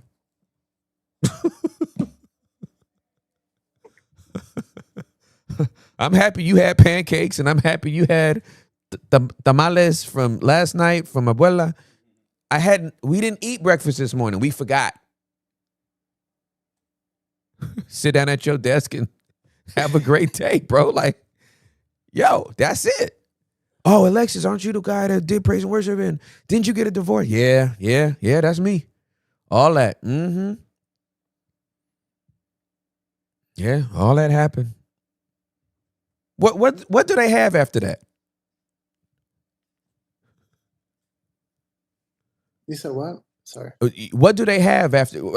Once they say it and you agree with it, where else can they go? They've got what they wanted. They got what they wanted, and you're not trying to. Oh my God! Aren't you the guy that called Jesus a stripper?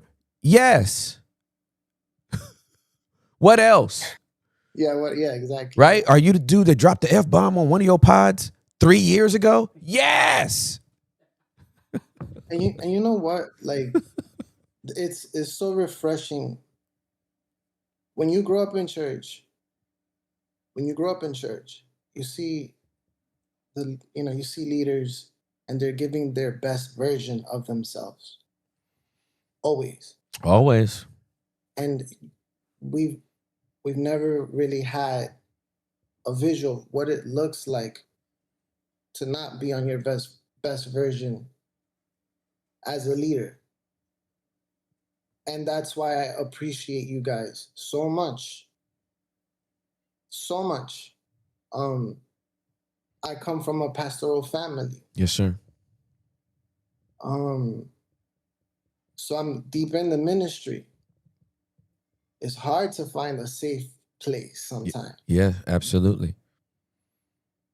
And if you try to be transparent, which in my case, I found myself more isolated. Yeah.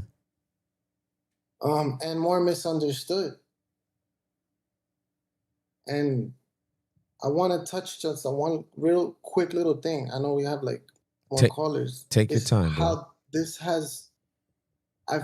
without knowing, pride was the thing that kind of helped me feel like I was kind of good enough. As a performer. I'm talking about so I love salsa. Yes, I love sir. old school salsa. Yeah. Like Hector Lavoe, Yeah. Tania, Willie Colon. Yeah. That stuff. I love it. Yes, sir. I have all the instruments in my room. I got my laptop, my Apollo, blah, blah, blah.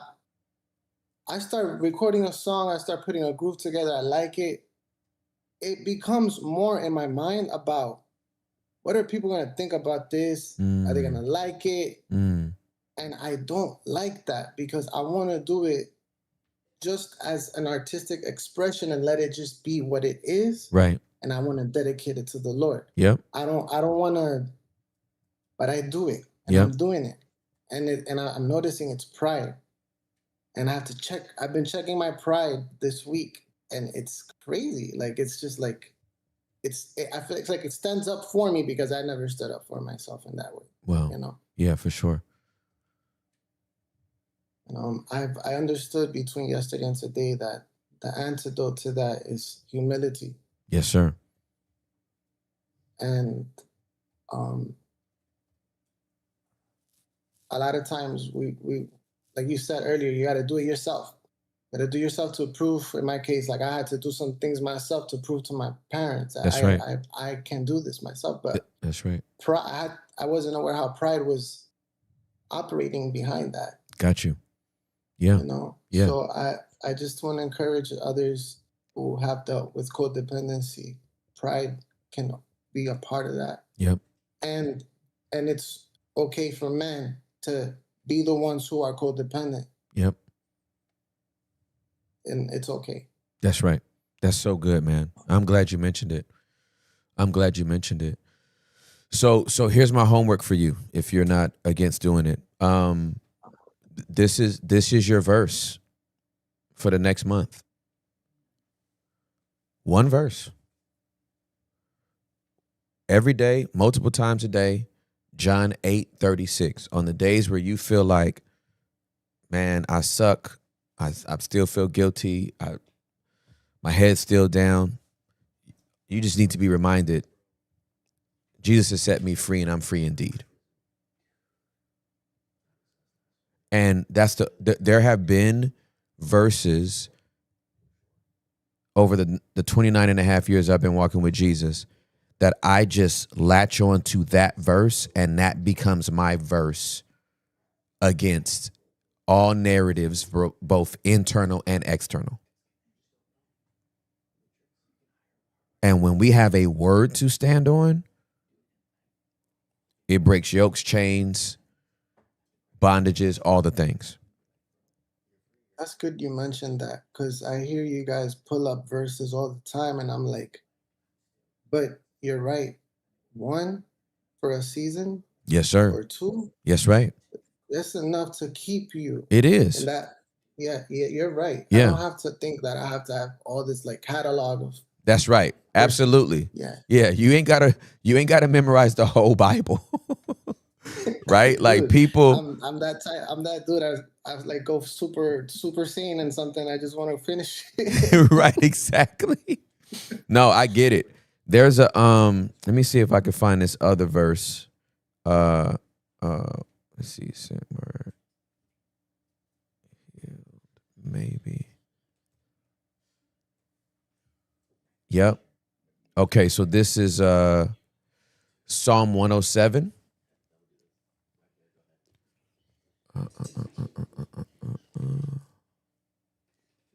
Psalm 107.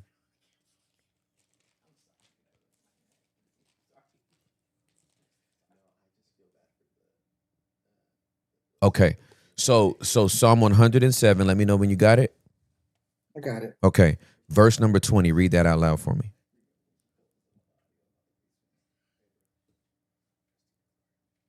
He sent out his word and healed them. He rescued them from the grave. Buddy. He sent out his word and healed them. He rescued them from the grave. You feel me? That's good. That's very good. Now, I'm a wordsmith. Every word matters, word choice, placement, all that kind of stuff. Even people don't understand. Even when I use strong language that they call cuss words, I be doing that on purpose. I hear you. You feel me? I don't, and don't nothing I do come from like just out of the blue. You know what I'm saying? Or else, because if it did, then I would be Dave Chappelling every show. Yeah. Right? It would be. It would just be one Morse code beep fest. Beep, beep, beep, beep, beep, beep, beep, beep, beep, beep, beep, beep, beep, beep, beep. No, I'm very intentional about when I want to use strong words, right? Because I want people to pay attention. Now, it says he sent his word. It don't even say words. It's not even plural. One word from God will change your life. One word from God will change our life. I mean, he did that right now. Right? He sent his word. That's exactly right, bro. He sent his why word. I'm laughing at this. The wordsmithing is wild. It makes me happy, This bro. is what he just did. That's right. It makes me set so me free. happy. It makes me so happy. So I'm proud of you, man. And I declare this to be the declarations of your independence from shame, the declarations for your independence from guilt. You are no longer bound. That's an old school song we used to sing in the churches I grew up in. I'm free. Praise the Lord. I'm free. No longer bound. No more chains holding me. My soul is resting, and it's just a blessing. Praise God. Hallelujah. I'm free. That's what you are right now, my guy. Thank you, brother. Hey. I appreciate And it. if you were, oh, thank you, Holy Spirit. Okay. And you said you used to lead worship? Yeah. You need to start worshiping again, my friend. Thank you for the confirmation. Yeah. You need to start worshiping again. You felt like you needed to serve your time before you worshiped again. Paul and Silas worshiped in prison. You just got pardoned. Nobody deserves to worship more than you right now, Alexis. I promise you. Nobody's worship would be sweeter to the Lord's right now than yours. So, yeah, lift your voice again, sing again, play again, do all of it again, man. And do it with the worship songs that are familiar and traditional and churchy, and do it with the salsa. Yeah. Yeah. Yeah. I love you, man. I'm so proud of you. I love you too, Tim. Yeah, Thank for you sure. so much. Thank you, all of you guys, and Holy, like, congratulations. For sure. You look amazing. You look amazing for just having a child. You look amazing. You're just sitting there, just chilling. Just sitting there, just with a little tie on. and a Care Bear sticker. Oh, dude, I love this community. We are made for each other. If you're not in the Discord, you're not nowhere. You know what I'm saying? It's so true. It's so true. Yeah. If you're not in the disco, I don't know what's going on. Alexis, thank you, man. I love you so much, bro. Walk in your freedom, okay? Thank you, brother. I love you too. All right. Have a great day. All right. You too. Thank you. Peace. Ooh, I ain't got to have another call. What? Wrap it up. Play the closeout music. We're done. No, I'm just playing.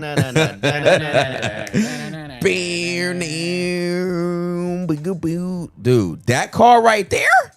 What? Are you kidding me? So some people keep themselves in prison when they're already free. Absolutely correct. Derek, if you're not opposed, I was just talking to Derek while you were really breaking down that revelation to him, Tim. Derek's actually done time physically and has taken it on spiritually and mentally. So, Derek, if you're not opposed, I think it'd be really beneficial to hear some of your testimony. Holla at us, my guy. Yeah. Yeah. Thank you for allowing this space to be free, because there was times where the condemnation and the shame wouldn't even let me articulate these words. Alexis, I just want to give you some encouragement, my guy, because, dude, I say it's irony, but I don't think it's a coincidence. I got saved through a motorcycle ministry entitled Set Free.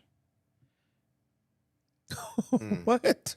Yes. What? Yes. When I was in Cali, I was slanging, and then I got caught into drugs. And when you sell drugs, you use drugs. And I hit my rock bottom, and my family stopped talking to me completely. And I had nowhere to go. I was living out of my car. This was like early 2000s, before I met my wife. And I had nowhere to go. And my mom's coworker said he should go to this camp. It's like a drug rehabilitation camp in the middle of the mountains. And my mom recommended it to me. I went to go. And when I got there, I found out that it was actually a Christian ministry. And I was going to walk out the door. And the dude said, if you walk out that door, you're free to go. But just know, you know what's outside that door. Yep. And you came here for a reason. Yep. And I was like, I don't have anywhere to go. I almost lost my life. I am addicted to drugs. So I was like, I'm going to try it. And they're like, look, you don't have to pay anything, but you do have to work. So they drove me into the mountains right next to the border of Tecate and the United States in a city called Del Zura, Mm-hmm. and it was an old Hell's Angels compound with like Oh, an wow. old motel in the middle of the mountains. It was 10 rooms, and it was a location called Set Free Ministries. Wow. And all I had to do was work on the farm and read the Bible. And that's where I really surrendered my life to Christ. And that's where I first read the Bible. Wow. And I love that. I was surrounded by people that were homeless. I was surrounded by people who just got out of incarceration. And you are no longer bound, Alexis. Amen. You are no longer bound, bro. Amen. Like the worship, ooh. Bro, you're not operating in your capacity when you worship.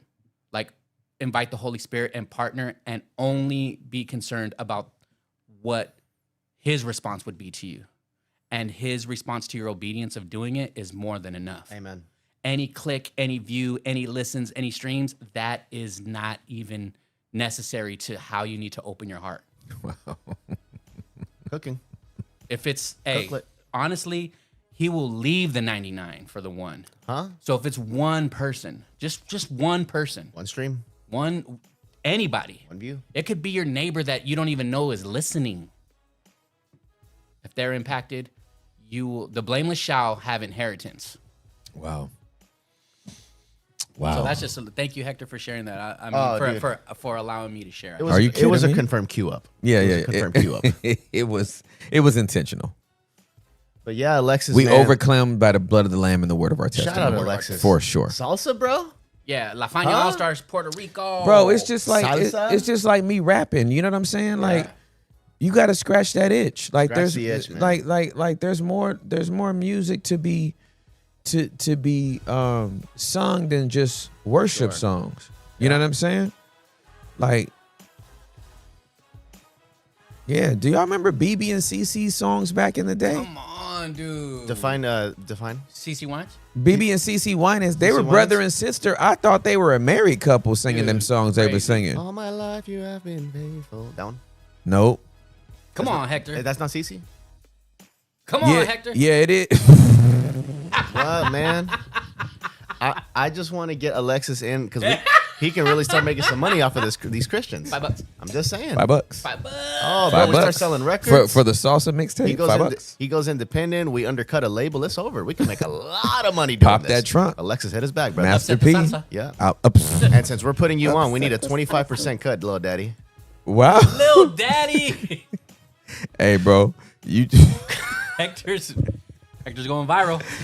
Hector taking a 25% cut of $5 is crazy sauce. How much is that? My 125? God. That's 125 hitter. What are we doing with these people? All right. We're waiting on our next caller, but man, that was great, dude. Oh, That was so praise good. God, I loved whenever his shoulders came down. Dude, You started crying. No, bro. I can't take it, man. Like when you see God's words have a physical, I mean, it was like his shoulders were up on strings and somebody just let him go. Boom. I mean, I'm watching it with my Hey, own eyes, bro. I was bugging. Picture I just got. He was holding him up himself. He let him go. Oh, Come on, bro. You were just there to tell him, hey, why you look kind of funny. Why are you doing that? And Yeah. he's like, oh. Boom. Dude. Ooh, that's nasty, Hector. That's fire. Ness, welcome to Wide Open. You are on with Tim Ross, my friend. Hi, Ness. Hello. How are you? I am doing pretty good, actually. I know I'm a little nervous, I guess. Take your time. Take your time. It's nice to see you all. It's good to see you too. I've been watching for quite some time, quite a few years. Oh, I was gonna say, little Huli over there, you guys should have really recorded her laugh or something, so that way you pan over and you hear her laugh. Oh, maybe we get her to we can record. do it. Oh, we can do Yeah, it. yeah. That's doable. And we're gonna load it up to the roadcaster. Yeah. Yeah, Got it. we're just gonna have a button for Huli's laugh. That's 100%. It's it's gonna be creepy. It's gonna be really creepy, but actually. we're gonna I do was it. thinking the same thing. I was like, would that be funny or would it be creepy? I don't know. It's gonna be fun creep. It's gonna be creepney. Two things can be true. Two things can be true, and we're going with it. We're going with it. We're gonna do it. All right. So first, I'm gonna work with quad 2. Okay. Forgiveness. All right. I'm going to ask you guys for forgiveness because a few weeks ago, I ghosted y'all on accident because I was feeling sick and I slept in and I did not attend and I felt embarrassed. So Oh. I want to ask y'all for forgiveness for that. Oh, you're fully forgiven. Fully forgiven. Okay, so other relational nutrients that I would probably need today is some validation for something I've been going through. Okay. Maybe a little perspective from quad 3. Okay. Advice and challenge from quad 4, possibly. I don't know. It's more like help me process this. I've been processing it for like a couple of weeks now. Okay. Kind of just pray in a lot of prayer. I've talked to my like a couple trusted people. But I would really like to get your take on it. Okay. The question is, why do I feel guilty for walking away from a lifelong friendship after she has repeatedly disrespected my boundaries? Okay. Take your time.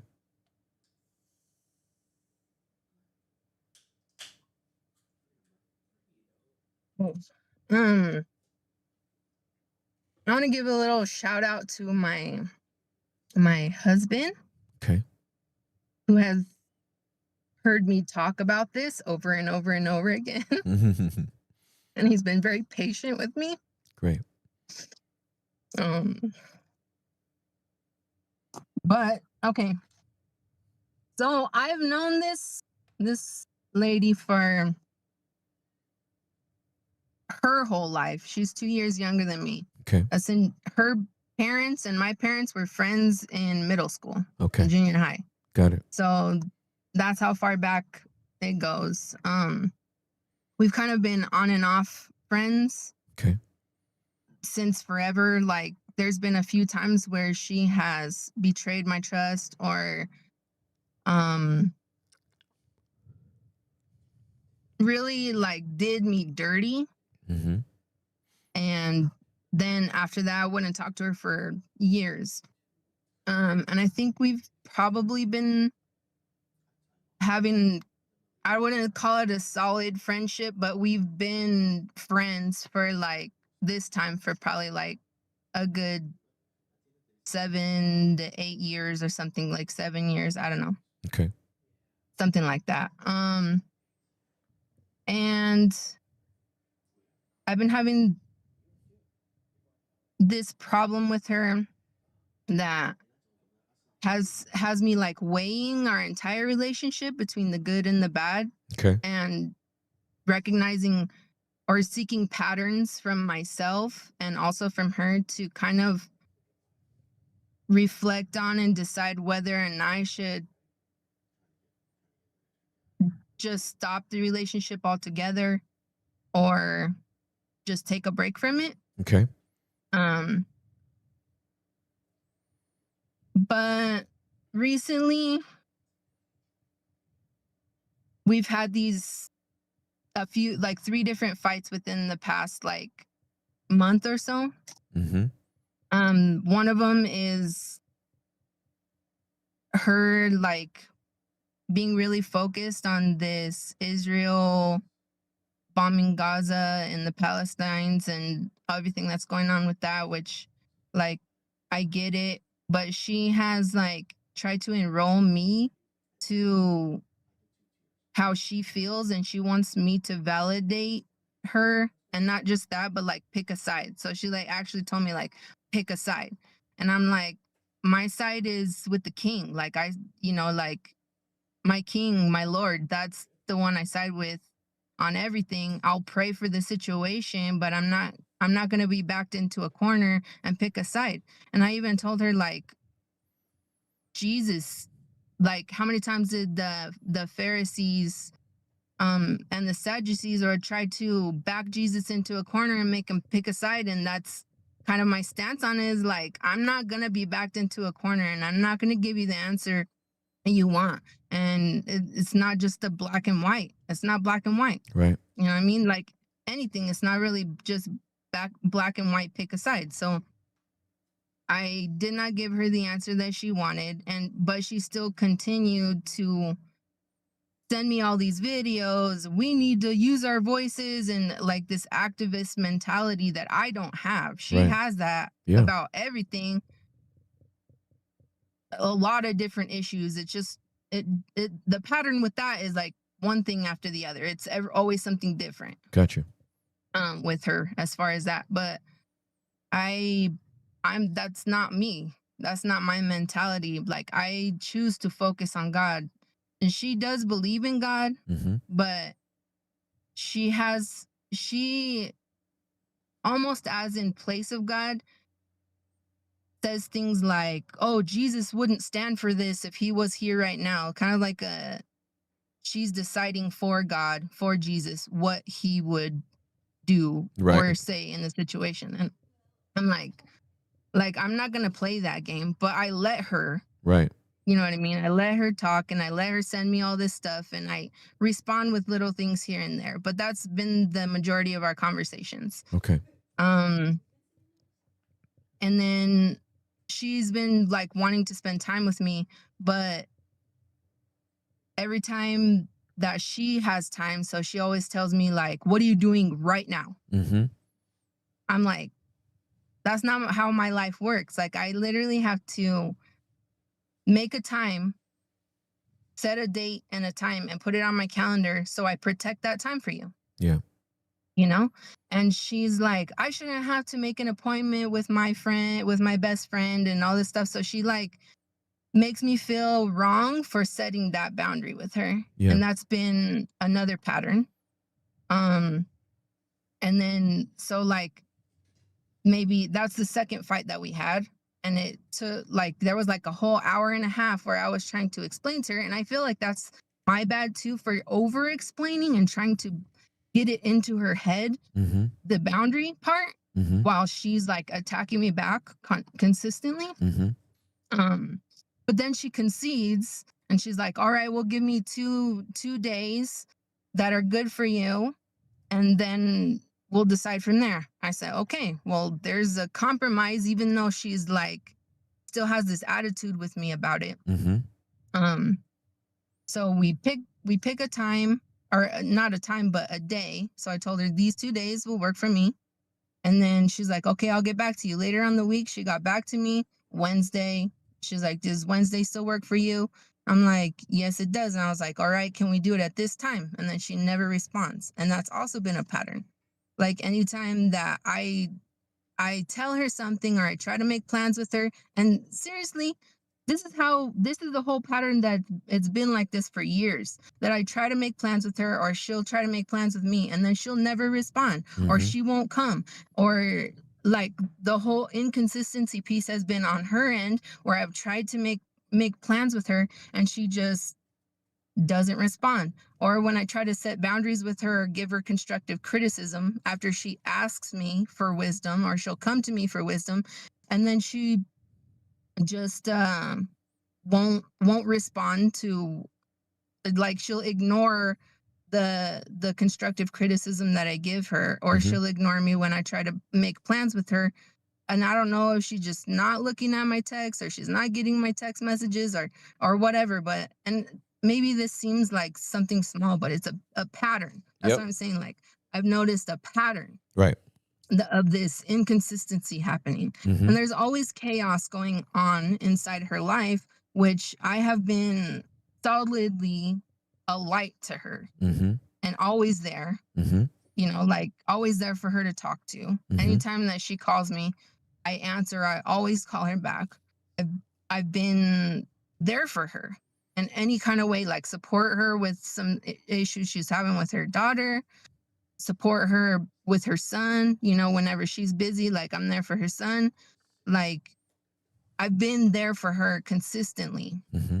And I feel like she hasn't. been there for me. Another, I guess, side issue is that I have my wedding coming up. So I'm already married to my husband. September 3rd. So Wednesday it'll be a year, but we're having our wedding on Wednesday. Got you. So so I've been planning it, and she offered to help me, but then she's not there for that either. And not even considering the fact that I have been busy because of that, because of school, because I just started a new business and all this stuff. So she's not considering anything that I'm going through, not offering to be there for me in any way.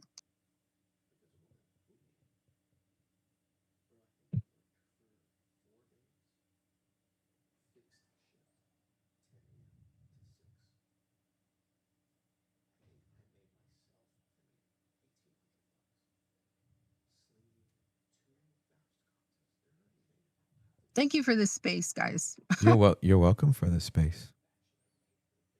This is hard. Sounds hard. And it may seem like a small thing because on her end, it's, I just want to spend time with you. You know, that's her end of it. Why are you making a big deal out of just me wanting to spend time with you? Why do I have to make an appointment to see my friend? Like all this stuff. But on my side, it's like, I haven't been able to count on you for anything. So like, why should I have to continue to show up for her consistently over and over again when she never shows up? So I've had to like weigh our entire friendship, even like trying to see patterns from the past coming into the present. So the last fight that we had was the Wednesday when we were supposed to have dinner. Like I told you, like she never got back to me on a time. I even called her the day before and texted her the day before and asked her, are we still on? And she didn't respond, didn't call me back. And then the day of, she texts me, oh, well, come over here to this Airbnb I'm cleaning and we'll barbecue right there and all this stuff. So she's like, I already had it planned, but I did not have it in my calendar because she never set the time. She never confirmed a time with me. And so I made other plans. And in her mind, I canceled for no reason. And I made other plans without telling her. And her response was, F you. And to argue with me about, and I even like showed her the receipts, like the text messages about how I tried to call her, how I tried to text her and try to set a time and she never responded. And no matter what I say, it doesn't get into her head. And the way she responds is in somewhat of a narcissistic way to tell me that I'm in the wrong and there's something wrong with me, and whatever it is, I'm on some kind of high horse, or I'm such an important person that I just can't have time for her. And she like completely flips the scripts and says that like I am on this ego trip or whatever, and she's worried about me now because I wouldn't treat, like my sister wouldn't treat me this way. So then she takes a victim mentality. And I feel like it felt like, or it continues to feel like my first husband, the way he used to manipulate me, except for with her, it's a victim mentality. She completely flips everything back onto me, is unwilling to see her part in it. And I'm stuck like trying to figure out, where did I go wrong with this? But also knowing that I have to enforce my boundary with my time. And she's like asking me things, and she's even using God and Jesus the same way. to like tell me, what if it was Jesus trying to make a dinner with you or trying to schedule some time with you, Wow. and and you kept putting him off and putting him off, and I was like, well, that's not a good example, because I have a set scheduled time for Jesus every single day. I go on walks with my Lord every single morning at the same exact time. And on top of that, he is with me wherever I go. So I'm like, why are you even doing that? And it's just like, well, I also told her, like, I make time and protect time for my husband, for my children. And you think that you should be exempt from that? So I guess on my end, I guess my bad. I can say that it was a text conversation, and those never turn out great. I don't think so. It wasn't in person. So I can take accountability that I should have had an in-person conversation with her, but it's hard to schedule a time. Like I said, it's like, and I try to call her, she don't answer. So it's Yeah. like, I try with Right. that. And I told her she's not a good friend. So the whole time, like, I could have really torn her to pieces if I wanted to, from all the past stuff that I know about her, all the things she's put me through in the past. Like, I could have told her things like, "Well, you're acting like your mom," or whatever. You know what I mean? Like, I could have gone to all these places, but I know I'm a solid friend. I know I've been good to her. Mhm. And listening to the podcast, I've really gotten a lot out of it already. So I've gotten some good takeaways from the last week. Last Friday with the Spiritual Predators episode, I turned on the podcast, and immediately I heard, "Step away and see how they respond. That will tell you everything you need to know." I was like, ugh. Because after like our last fight about the dinner and me canceling and whatever, that went on for a long time. I had to block her because I didn't want to continue responding to her stuff, because it was narcissistic and blaming everything on me. When you get off your high horse, I'm like, I didn't want to deal with it anymore. Mm-hmm. So I just blocked her on everything, which I know that's like not a good way. I also told her, like, I have to step away and reflect on our entire friendship and really weigh out, like, this whole situation and past situations. Like, I was able to tell her that. I blocked her on all social media, and then she texted me and she's like, "You blocked me, dude?" And then she sent me like this whole chat GBT. Like, she went to chat GBT to be validated about our issue. So, and then she's texts me that whole conversation on top of, and there's always like just paragraph after paragraph after paragraph after paragraph. I'm like, I cannot read all that stuff. Like, I can't do this. Like, I just can't. And I just feel like I needed to step away.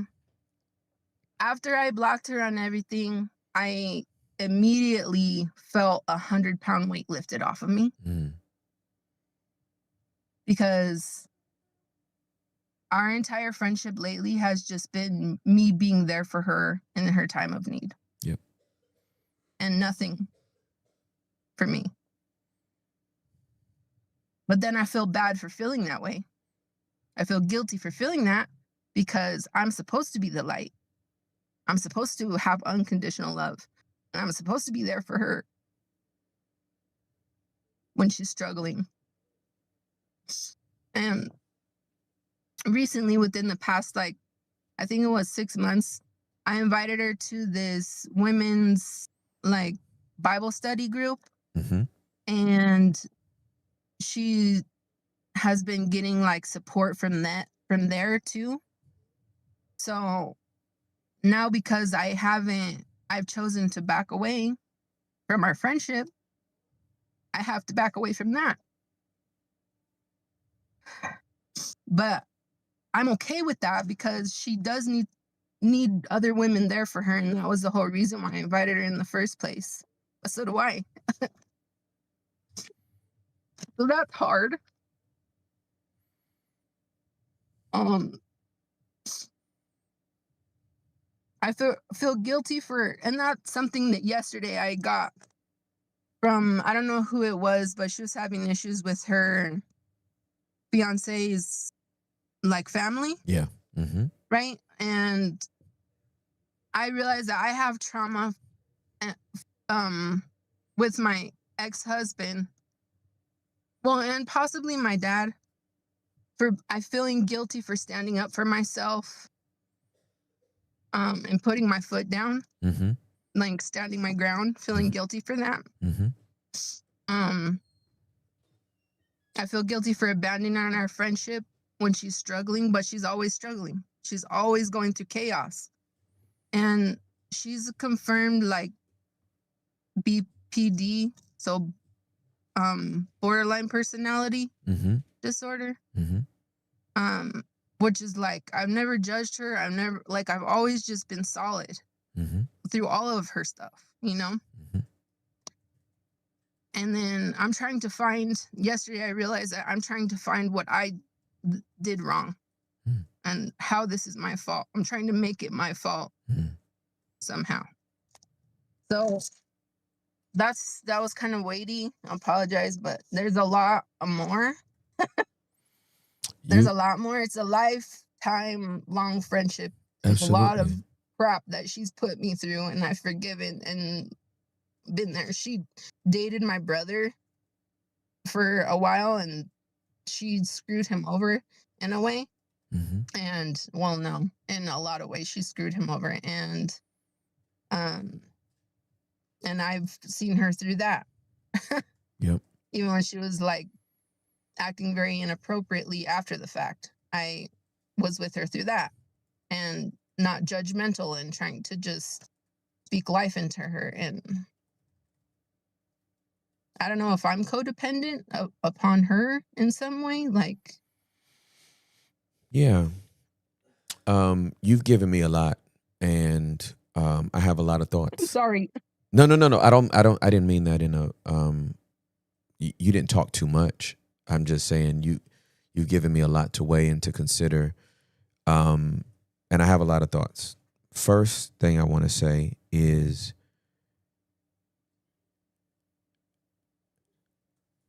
I wish we all had friends like you.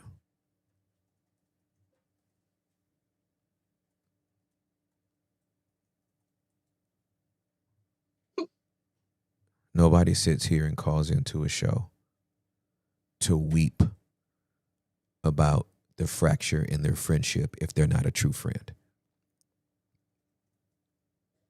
Nobody keeps showing up over and over again for a friend who has a history of screwing them over and their family members and still keep showing up if they're not a good friend. I wish we all had friends like you. The world would be a much better place. Thank you. With that said, I'm going to say something very hard to you, okay? Okay. You don't have a friend. You have a problem.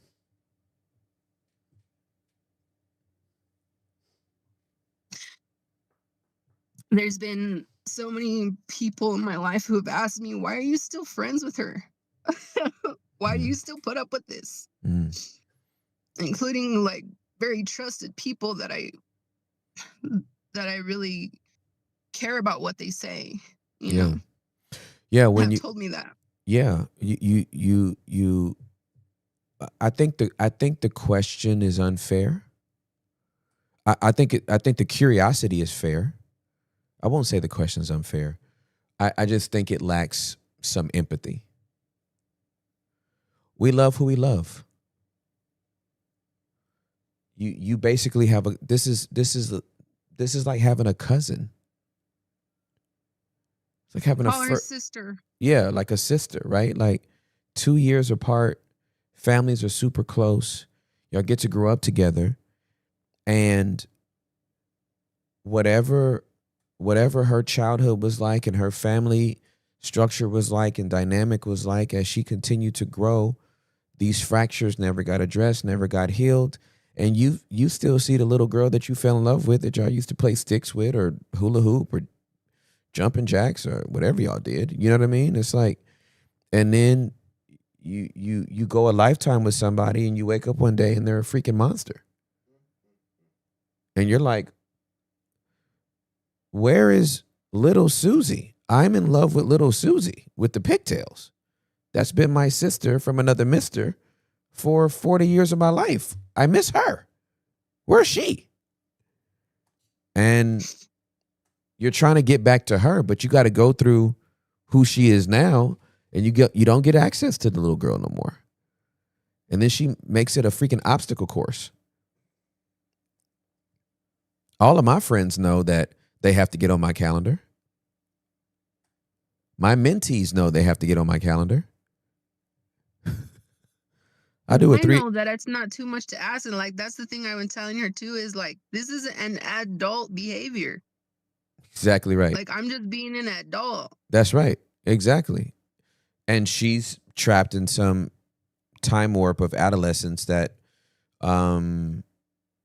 is a complete energy drain, if not a vacuum. She is a black hole for emotions. It is insatiable and cannot be filled. And so these are hard conversations and even harder decisions. There is nothing you can say to her to make her understand your position. And that's what makes it such an energy drain. And as violent as this is going to sound to you emotionally, the only way to heal is to cut her off. There's no stair stepping. There's no, I just kind of distance myself away from her. This is the type of person, she is the epitome of an energy vampire. She will suck you dry emotionally and then leave you on the side of the road, wipe her mouth and say, I don't know why she's laying there like that. I don't know what's wrong with her. What gives? My God. Well, and it's weird because like in all appearances on her end, it looks as if she cares for everyone. Like she would drop anything for anyone and be there for them, give people money when she doesn't have it. Like she'll give her last cent to somebody. If somebody calls her and say, I need you right now, and then she'll drop work and whatever important things that she's taking care of as an adult to be there for another person. So the appearance of it is that she's a very caring and loving person. Yeah. And I'm glad you used some the key word, which is appearances, right? And then this is the narrative that she uses to gaslight people. But the truth is, she doesn't have priorities. You love her so much that you want to schedule quality time with her. And that's why you are like, let's set a date on the calendar. My phone won't be out. I get to give undivided attention to you. And I even offered her like the same day every week. Like Yeah. I'll make a day. Yeah, exactly. Where we can get together every single week. Which establishes consistency, which establishes predictability and value and love. It expresses all of that. For her to leave her job and give her last to somebody else, while it seems noble, she's really an enabler. Because what she's saying is she has no boundaries. It's not noble. She's actually said we shouldn't have boundaries. Our friendship shouldn't have shouldn't have boundaries. We're sisters. We shouldn't have boundaries. I was like, what? Well, that's what I have vampire. boundaries with my husband and my children. Like, what? Yeah. With Well, my parents. What? yeah. Well, vampires imply the same thing before they suck all the blood out of your body. Let's hang out all night. When all they want to do is bite your neck and suck all your blood out. So I unfortunately, we don't talk about this often, and I'm sure the term has been used before. It's probably just not in pop culture yet, but sometimes you got to divorce your friends. And it feels like a divorce because there's so much shared relational equity, and you have mutual friends, and your lives are intertwined, and you got parents and husbands and kids and all the things, and all of a sudden it's like, how come Auntie so-and-so is not coming over? And it's like, oh, it's awkward, but I don't hang out with her no more. Well, she said this, and oh, well, she's entitled to her own version of her experience with me, but we're not going to get into it, but I love her still, but I don't hang out with her no more. Right? There has to be a divorce. And I've had to do it. I hate it. But I've had to do it a couple of times in my life. There's just some people, it's like, there's no way we can be friends anymore. Because this is not actually a friendship. It's not a friendship. And looking back, like, I don't know if it's ever been a friendship. Mm-hmm. Like, there's been a couple times where she's like watched over my kids while me and my husband go on like a little weekend or whatever. Mm-hmm. But then she's looking, like, I express my appreciation, but then she's also looking for a good job, or like some kind of, like, she needs that, like, I don't know if it's like validation, or like she needs me to say that she did well with it. Yep. I understand. Okay, so I'm going to read you this passage. The Holy Spirit just dropped it on me, so I'm going to just read it to you, okay? Okay. So this is Genesis chapter number 13.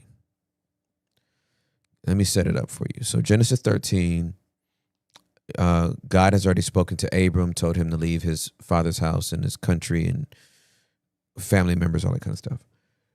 Abram takes his Sarai and all of the servants that live in his house. He also takes his nephew Lot. Now, Lot is the son of his brother Haran. Haran dies in another place, and then Abram's dad Terah dies. So Lot is the closest thing he has to a son. He's been here since his child's birth, and after his brother dies and his dad dies, he basically raises him like his own son. Okay, so we're in Genesis 13 now, starting at the 5th verse. Now Lot, who was going with Abram, also had sheep and cattle and tents, so that the land could not support them living together, because their possessions were so many, and they were not able to stay together. Now, here's the thing. Everything Lot has is because of Abram. Let's not make it sound like Lot just grew up as some successful businessman. He is who he is because his uncle is Abram. Okay? So there was a quarrel between the shepherds of Abram's livestock and the shepherds of Lot's livestock. Now the Canaanites and the Perizzites were living in the land then. So Abram said to Lot, "Please let there be no strife between me and you, or between my shepherds and yours, since we are relatives. Isn't the whole land before you? Please separate yourself from me. If to the left, then I'll go to the right. And if to the right, then I'll go to the left. This should let everybody know that Beyonce wasn't the first one to come up with to the left, to the left. Lot lifted up his eyes and saw that the whole area surrounding the Jordan was well watered in its entirety before Adonai destroyed Sodom and Gomorrah, like Adonai's garden, like the land of Egypt, till you come to Zor. So Lot chose for himself the whole area surrounding the Jordan. Lot journeyed to the east, and they separated from each other. Abram dwelled in the land of Canaan, and Lot dwelled in the cities of the valley. And he moved his tent from place to place near Sodom. But the people of Sodom were evil, very great sinners against Adonai. After Lot separated himself from him, Adonai said to Abram, lift up your eyes now and look from the place where you are to the north, to the south, to the east, and the west. For all the land that you are looking at, I will give to you and your seed forever. I will make your seed like the dust of the earth, so that if one could count the dust of the earth, then your seed would also be counted. Get up, walk around the land through its length and width, for I will give it to you. So Abram moved his tent from place to place, and came and dwelt by Mamre's large trees, which are in Hebron, and there built an altar to Adonai. Lot had to break up with Abram had to break up with his nephew. He just had to chunk deuces. And he still cared for him. He still cared for him, and he loved him, but he was like, you go that way. Whatever way you go, I'll go in the opposite direction. And here's the catch. Because Abraham made that choice not to keep fighting with him and keep strife going on, and then gave him first dibs, whichever way you go, I'll go the opposite direction. Right? Basically, take advantage of me. I don't even care. Right? You've already taken advantage of the situation and amassed these herds to yourself, right? Where did they just automatically came out of nowhere? No, I'm your uncle daddy. You got that from me, right? Yeah. But I'm glad you got your own stuff. Now you get to pick whichever way you want to go. After Abram talked to Lot, then God talked to Abram. And God told Abram, oh, cool. That was really nice that you told him whichever way he goes, you'll go the opposite direction. Now I want you to look up in any direction, because in any direction you look, that's the land I'm giving you. Wow. You let him have that, I'm giving you everything else. So I say all that to say, do not be afraid to let your friend go. There is more for you on the other side of this relationship. Oh, I know. There's a lot going on right now, like a lot of amazing things happening in my life and coming up. And she has appeared supportive to the business that I'm starting with my mom, but she's not. You know what I mean? Like, yeah, it's hard to explain when someone says, okay, oh yeah, just let me know, I got your back or whatever. But then when it's time to like be there or support or whatever, and she even like bashed me on that. Oh, you're gonna go and give advice. You think people are gonna pay you for your advice and your wisdom when you're treating your friend like this, on the other hand? Wow. I'm like, okay. Well, and after that is when I told her, like, you're not a good friend. Like, that's what. Big facts. Yeah, I was like, wow. So, like, now I know this is your support. Like, now I know what you're really thinking behind all that, like, front, you know? Yep. And that really gave me freedom, the verses that you just said, because I already chose to step back from her, and I knew she was going to go to the last meeting we had with the women's group. And I like texted in the chat for the group, I said I can no longer attend. Yep. I didn't give a reason or anything, but that's just like, I love you guys. I hope to see you at church, but I can no longer attend this. Yeah. And I let her have, you know what I mean? Yeah. Like Lot got to choose his thing, That's right. you know? So she can have that. That's fine. That's right. Absolutely. And I do feel like 100-pound weight has been lifted off me. Praise And God. I still hate to say that because it's like, I love her so much that I would have her back on anything. Yeah, You know for what I sure. mean? And now I Absolutely. feel like I know this is not true. I know this is my own narrative and I know this is a lie. I know it, but it's there. And I have to fight it Yeah. with the truth. But it's like you abandoned her in her time of need. But then also there's that. But you've also given her a support system. Yeah. Now you have to get out of God's way. So that's something that God has shown me in the past like couple weeks since going through this is like you are in the way of her growth. That's right. You're allowing her to continue to behave in a way and have these patterns because she knows you'll always be there for her. But when that bottom drops out, Yep. she's going to really know. Yep. She's going to really have to figure out and do some work. Either it's do some work or completely disintegrate. Right. One or the other. That's right. And I'm preventing that bottom from dropping out. Yep. Her to really figure out what she's made of. Good. I'm happy to hear you So- say it. So like I know the truth, but it still hurts. Of You know what course. I mean? Absolutely. Absolutely. And again, we live in a world where two things can be true. Right? Like I love her and it's painful to let her go. I feel I feel guilty and I know she belongs to God. And God has a way of refining us and perfecting us that sometimes we would interfere with if we didn't get out of the way. So Yeah. I'm super glad you called today and I'm happy. I hope that you got the confirmation that you needed. Yeah, I did. Thank you very much for that.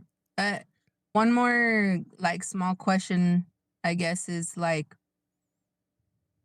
should I feel like I already have, like in our last conversation, I told her like, Lord bless you and keep you. I blessed her. And I said, but I have to step away. Mm-hmm. I don't know if there's any more that I should say to her Nothing. past that. Nothing. Okay. Resist the urge. Okay. Yeah, you're going to have an urge and you got to resist it. I can Because identify. I hate feeling like a bad friend. I Yeah. hate Oh, yeah. feeling like unresolved stuff. I hate that For sure. so much. I completely understand. I can identify with you. And I've had to have these kind of conversations and make these type of decisions. And then I have to resist the urge to reach out. So I shouldn't like send her this podcast or anything like that and show. No, I'm just kidding. Absolutely not. kidding. Be like, see how much I loved you. I worked through all this crap with you. Spent an hour on the phone venting my emotions because you won't get your stuff together. Nah, you don't have to do that. God knows how to get her attention.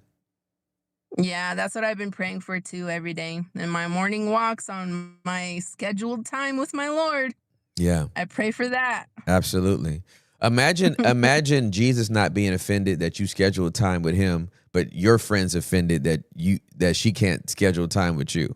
Makes zero I know, sense. even the Lord is patient with me in that. Yeah. And it's weird because like every time that I have scheduled time with her, she, maybe not every time, but a lot of the times, she just doesn't text me back or she just doesn't show up or whatever. It's like that inconsistency is on her end. Yeah. So I'm like, that's hypocritical, man. Well, because she wants to be in control. And that's why she makes up these remixed like plans of like, come to the Airbnb I'm cleaning and we'll have a barbecue. Baby, no. We can't do this. Stop playing. I set aside every Monday at 5:30, and if you can't make that, then I guess we're not gonna see each other. Yeah. Yeah. So kudos to you. I'm Thank so you. proud of you. I'm so proud of you. Thank you. And then go give your husband a big fat kiss and thank him for the patience he's had with you as you've processed this. I will. I Yeah. will. I know, like, and he hasn't told me anything about it. Like you're still on this. Yeah. He just listens to me. Yeah. Yeah. That level of patience. Make sure he knows how much you appreciate him. I will. Okay. I love you so much. Have a great day, okay? I love you guys too. Thank Okay. you. You're welcome. Bye. Bye. Bye, Julie. Bye, Huli. Yo, Julie, no one moved it, Tim. Like in your house, everyone that has passed by it has left it there. It's becoming like a little sacred little. It's an altar. It's a little sacred memorial. Yeah, memorial. It's a beautiful Keep on memorial. going. We're just gonna keep on going. Love you, sis. We'll see you soon. Oh my Bye. goodness. Bye. Man, that's funny. Gotta get you know. Yo. A lot of freedom today, huh? What? Yeah. Get your know back. Yeah. Get your know Yeah. back. Yeah. Get your know back. Go ahead and Tell bounce. your best friend bye. Bounce. Tell your best friend bye. Say no Go to ahead and Airbnb. Even if you have to cry. Yeah. Tell your best friend bye. Yeah. They toxic, so drop it. They Leave. toxic, so drop it. They Lock 'em toxic, then. so Just drop lock 'em it. then. They toxic, so drop it. Stop. Tell your answering. best friend Stop bye. answering. Stop Test your answering. best friend bye. Gotta go. Tell your best friend bye. Go. Even if you got to cry. Even if they try. They Tell try. that joker bye bye. Go. Tell that joker Hold on. bye. Oh. She's telling us bye. She's telling us about it. Go. Oh. Go. Back Go. at Go. it. Go. Back Go. at Go. it. Go. Back Go. at She it. got her no back. Back at it. She got her no back. I don't want to be on this phone call Gotta with y'all. There Don't she wanna- is. I can't see anybody Hi. or hear anything. Hi, hold on, sorry. Unmute that thing. I am not Dang, technically unmute. inclined. Unmute. I can't see. Okay, now I can see you. Hi. Hi. How can are hear me you? Okay. I can hear you fine. Are you doing okay? Okay. It's honestly been a very hard week. So if I just burst into tears, I apologize. It's not a problem. Um, Did Hector make you aware of our time constraint? I'm sorry. I can see we got like 15 minutes. Yes, ma'am. Yes, ma'am. Okay. So really, really quick, because I want to get to my question, but Yes, also ma'am. want to say I did see you right when you came out and did the improv. Yes. And yeah, I was the one who cried on your shoulder. Which one? Which one? Which city? Jamie at In Phoenix? Tempe. Yes. Yeah, Jam Dandy. Yes. Yeah. Yes. Okay. Absolutely. I really appreciated that. That was actually kind of part of what I had to talk about. That day was really hard for me because Yes. I set really big boundaries with my husband at the time. Okay. And that was scary. I guess my biggest question is, so I am codependent. Okay. I have a really hard time trusting myself because of my codependency. Yep. And making decisions for myself about my life. Okay. So like I'm recovering codependent, but it's hard for me to trust the decisions that I'm making are good for me. Okay. And so I just want to know if you have any tips on like how I can learn to trust myself. I made a really big choice in my marriage. It hasn't been going very well for a really long time. Okay. This last Saturday. Okay. And so trying to stand firm in knowing that this is what I need for me and is most likely best for both of us, Okay. while not being so codependent in relying on the dysfunction that I've been so used to for so long. Absolutely. Okay. So, first of all, I want to tell you I love you. It's good to see you again. I am so sorry. I'm having such a hard time hearing you. Okay, no worries. Take your time. What's going on? Is it on our side or is it It's most likely touch your screen and put it on speaker. It's probably on the earpiece. So tap your screen once, and then you can put it on speaker on the top right.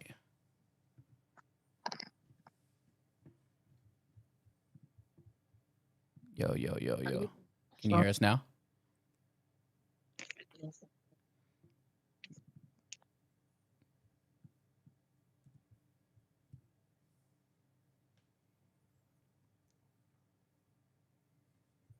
Are you inside the call with Hector, like inside the message?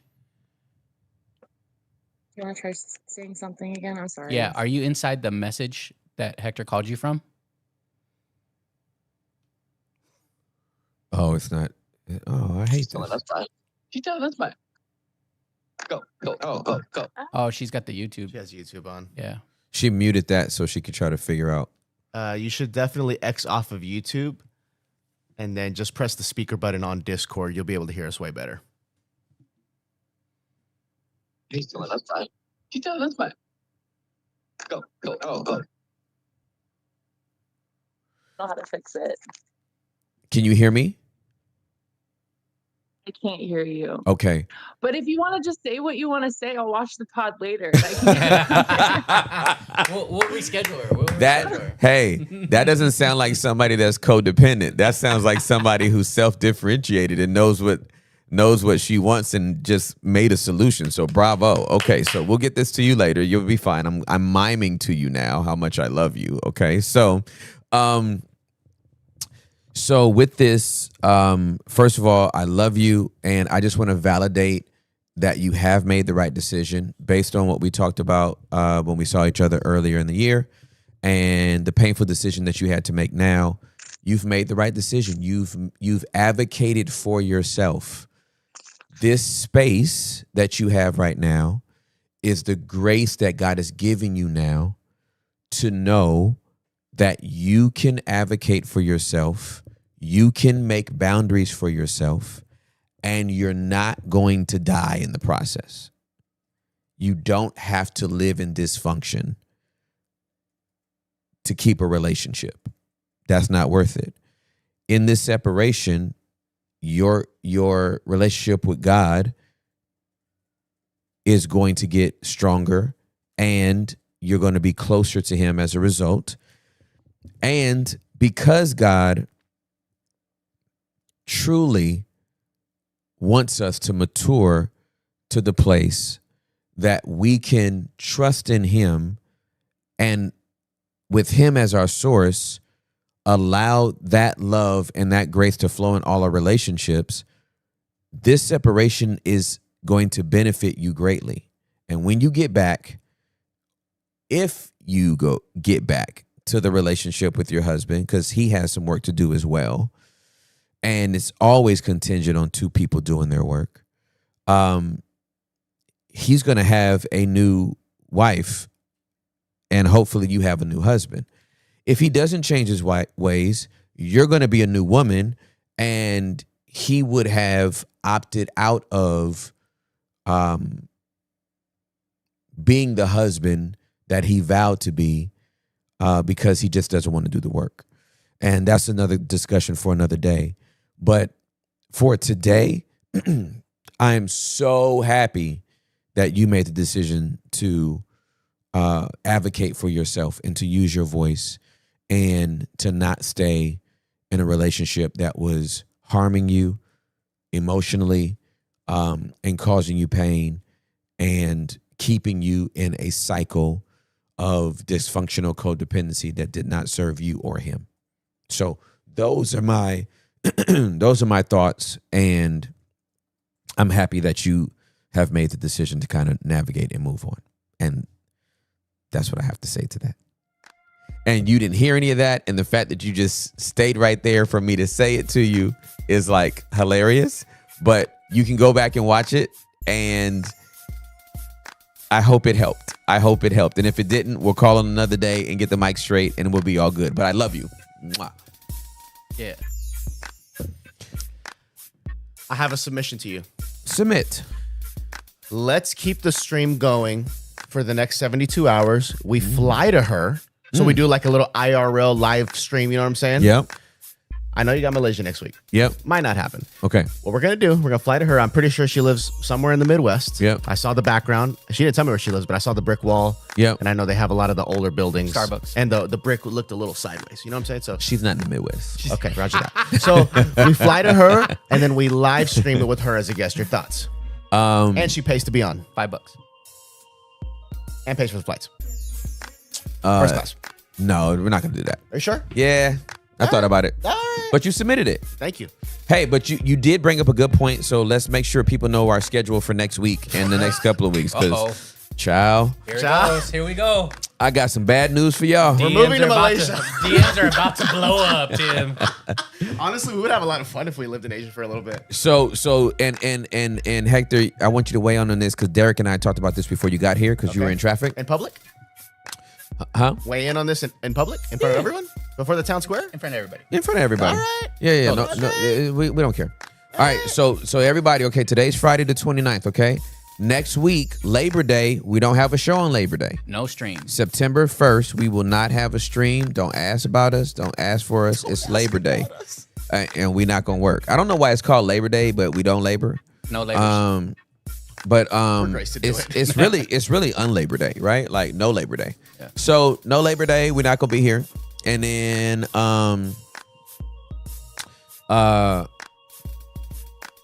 we'll be here the 2nd and the 3rd. Right? What? You wanna hop on the mic, my brother? He said I'm good. He's like, no, I don't want it. Okay. My pastor just walked inside the door. It's so random. He came to collect the tithe. What is happening right now? Came to collect the tithe is crazy. Came to collect the tithe? Your tithing fell off, and I'm gonna need to talk to you about that. That's so funny, man. I love you, bro. It's good to see you. This is so unbelievable. This is like, what is happening right now? Hey, in 9 minutes, I need that razor blade to be in your hand. You know what I'm saying? Because 9 minutes. This plane ride is foolish. Pastor, I was not at the feed the homeless thing yesterday. Me neither. Are you sure you don't want to hop on the mic? All right. Well, okay. All right. So So next week, Labor Day is the 1st. Amen. First. We're not doing a pod. No stream. On the 2nd and the 3rd, we're doing pods. Confirmed. Tuesday and Wednesday. Tuesday and Wednesday. Confirmed. There will be no pods Thursday and Friday. Because I'm gonna be traveling. Now. I'm traveling on Thursday and Friday, the 4th and the 5th, and then on the 8th I go to Malaysia. Don't do it. Okay. I go to Malaysia on the 8th, which means and tell Eunice that she has to she'll have to change the date for. We had a basement episode on that day. No pasa nada. Okay, so let her know that locked in. Danya Greenberg was coming back. And we have to reschedule that. Okay. She's the one that Tree of Life. Yeah, Tree of Life Bible. Okay. All right, so the 15th I go to the 8th I go to Malaysia and I come back on the 16th, which means after the 3rd, we don't have another pod until the 17th. We have basement episodes that will be dropped, but we don't have another wide open pod until the 17th of September.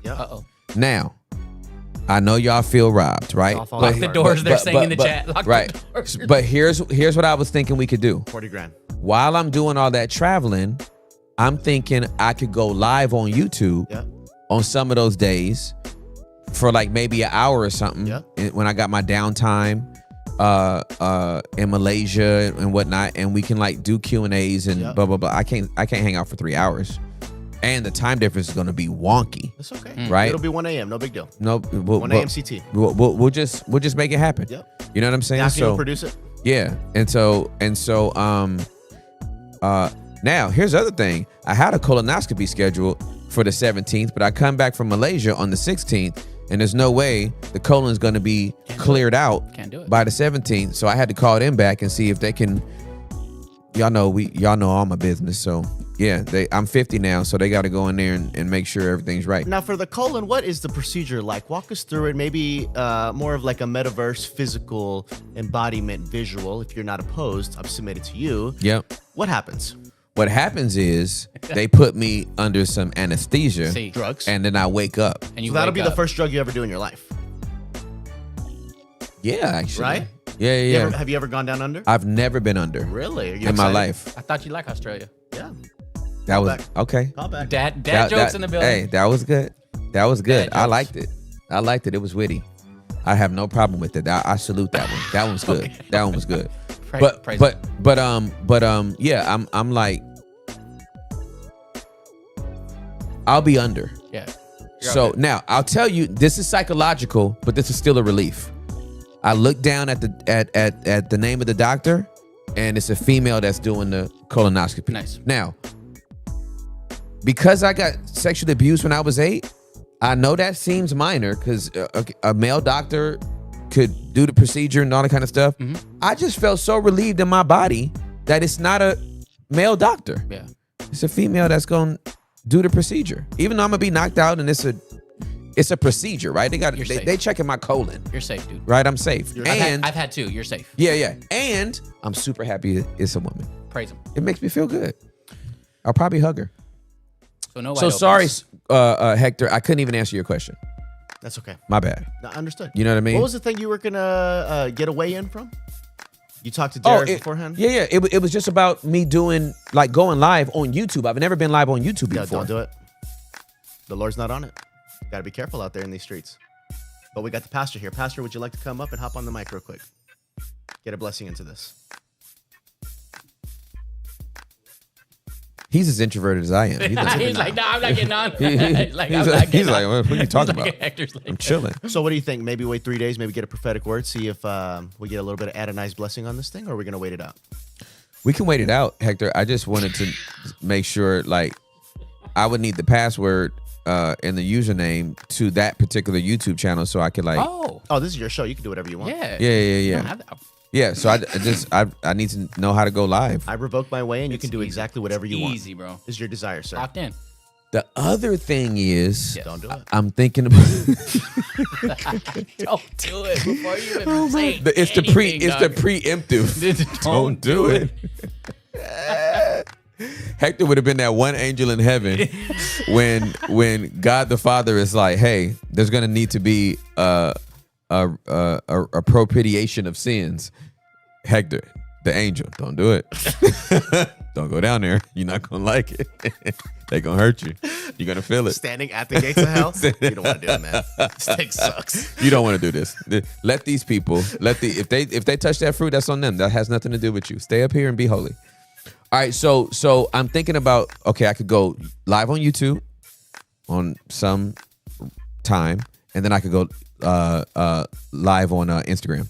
Absolutely. You know what I mean? Mm-hmm.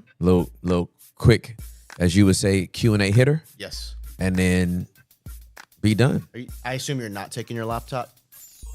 I could take my laptop. Yeah. It might just be more comfortable because you'll have the big screen because you can just go live from there. Yep. But now you can do it on the phone too. I can go live on YouTube from my laptop. Not on IG. But not on IG. Yeah, that's true. That's so weird. It's very annoying. That's very annoying. I'm like, you hijacked this camera. How come you can't hijack a Max camera? Yeah, it's crazy. Haters. That's so stupid. You got to go through OVS or OBS. It's very complicated. It's so. I don't get it. I don't understand it. It's dumb. It's dumb. So, Gucci, bro. Is everybody's hearts and minds clear? Let me check the all chat. Confused. They're like, we need a PDF on the schedule. We'll make sure we get a graphic to you all. We're gonna be all right. It's gonna be okay. It's all gonna work out. I got you. We're like, I'm confused. Hector Derek. My inbox is already probably blowing up already. And we got y'all.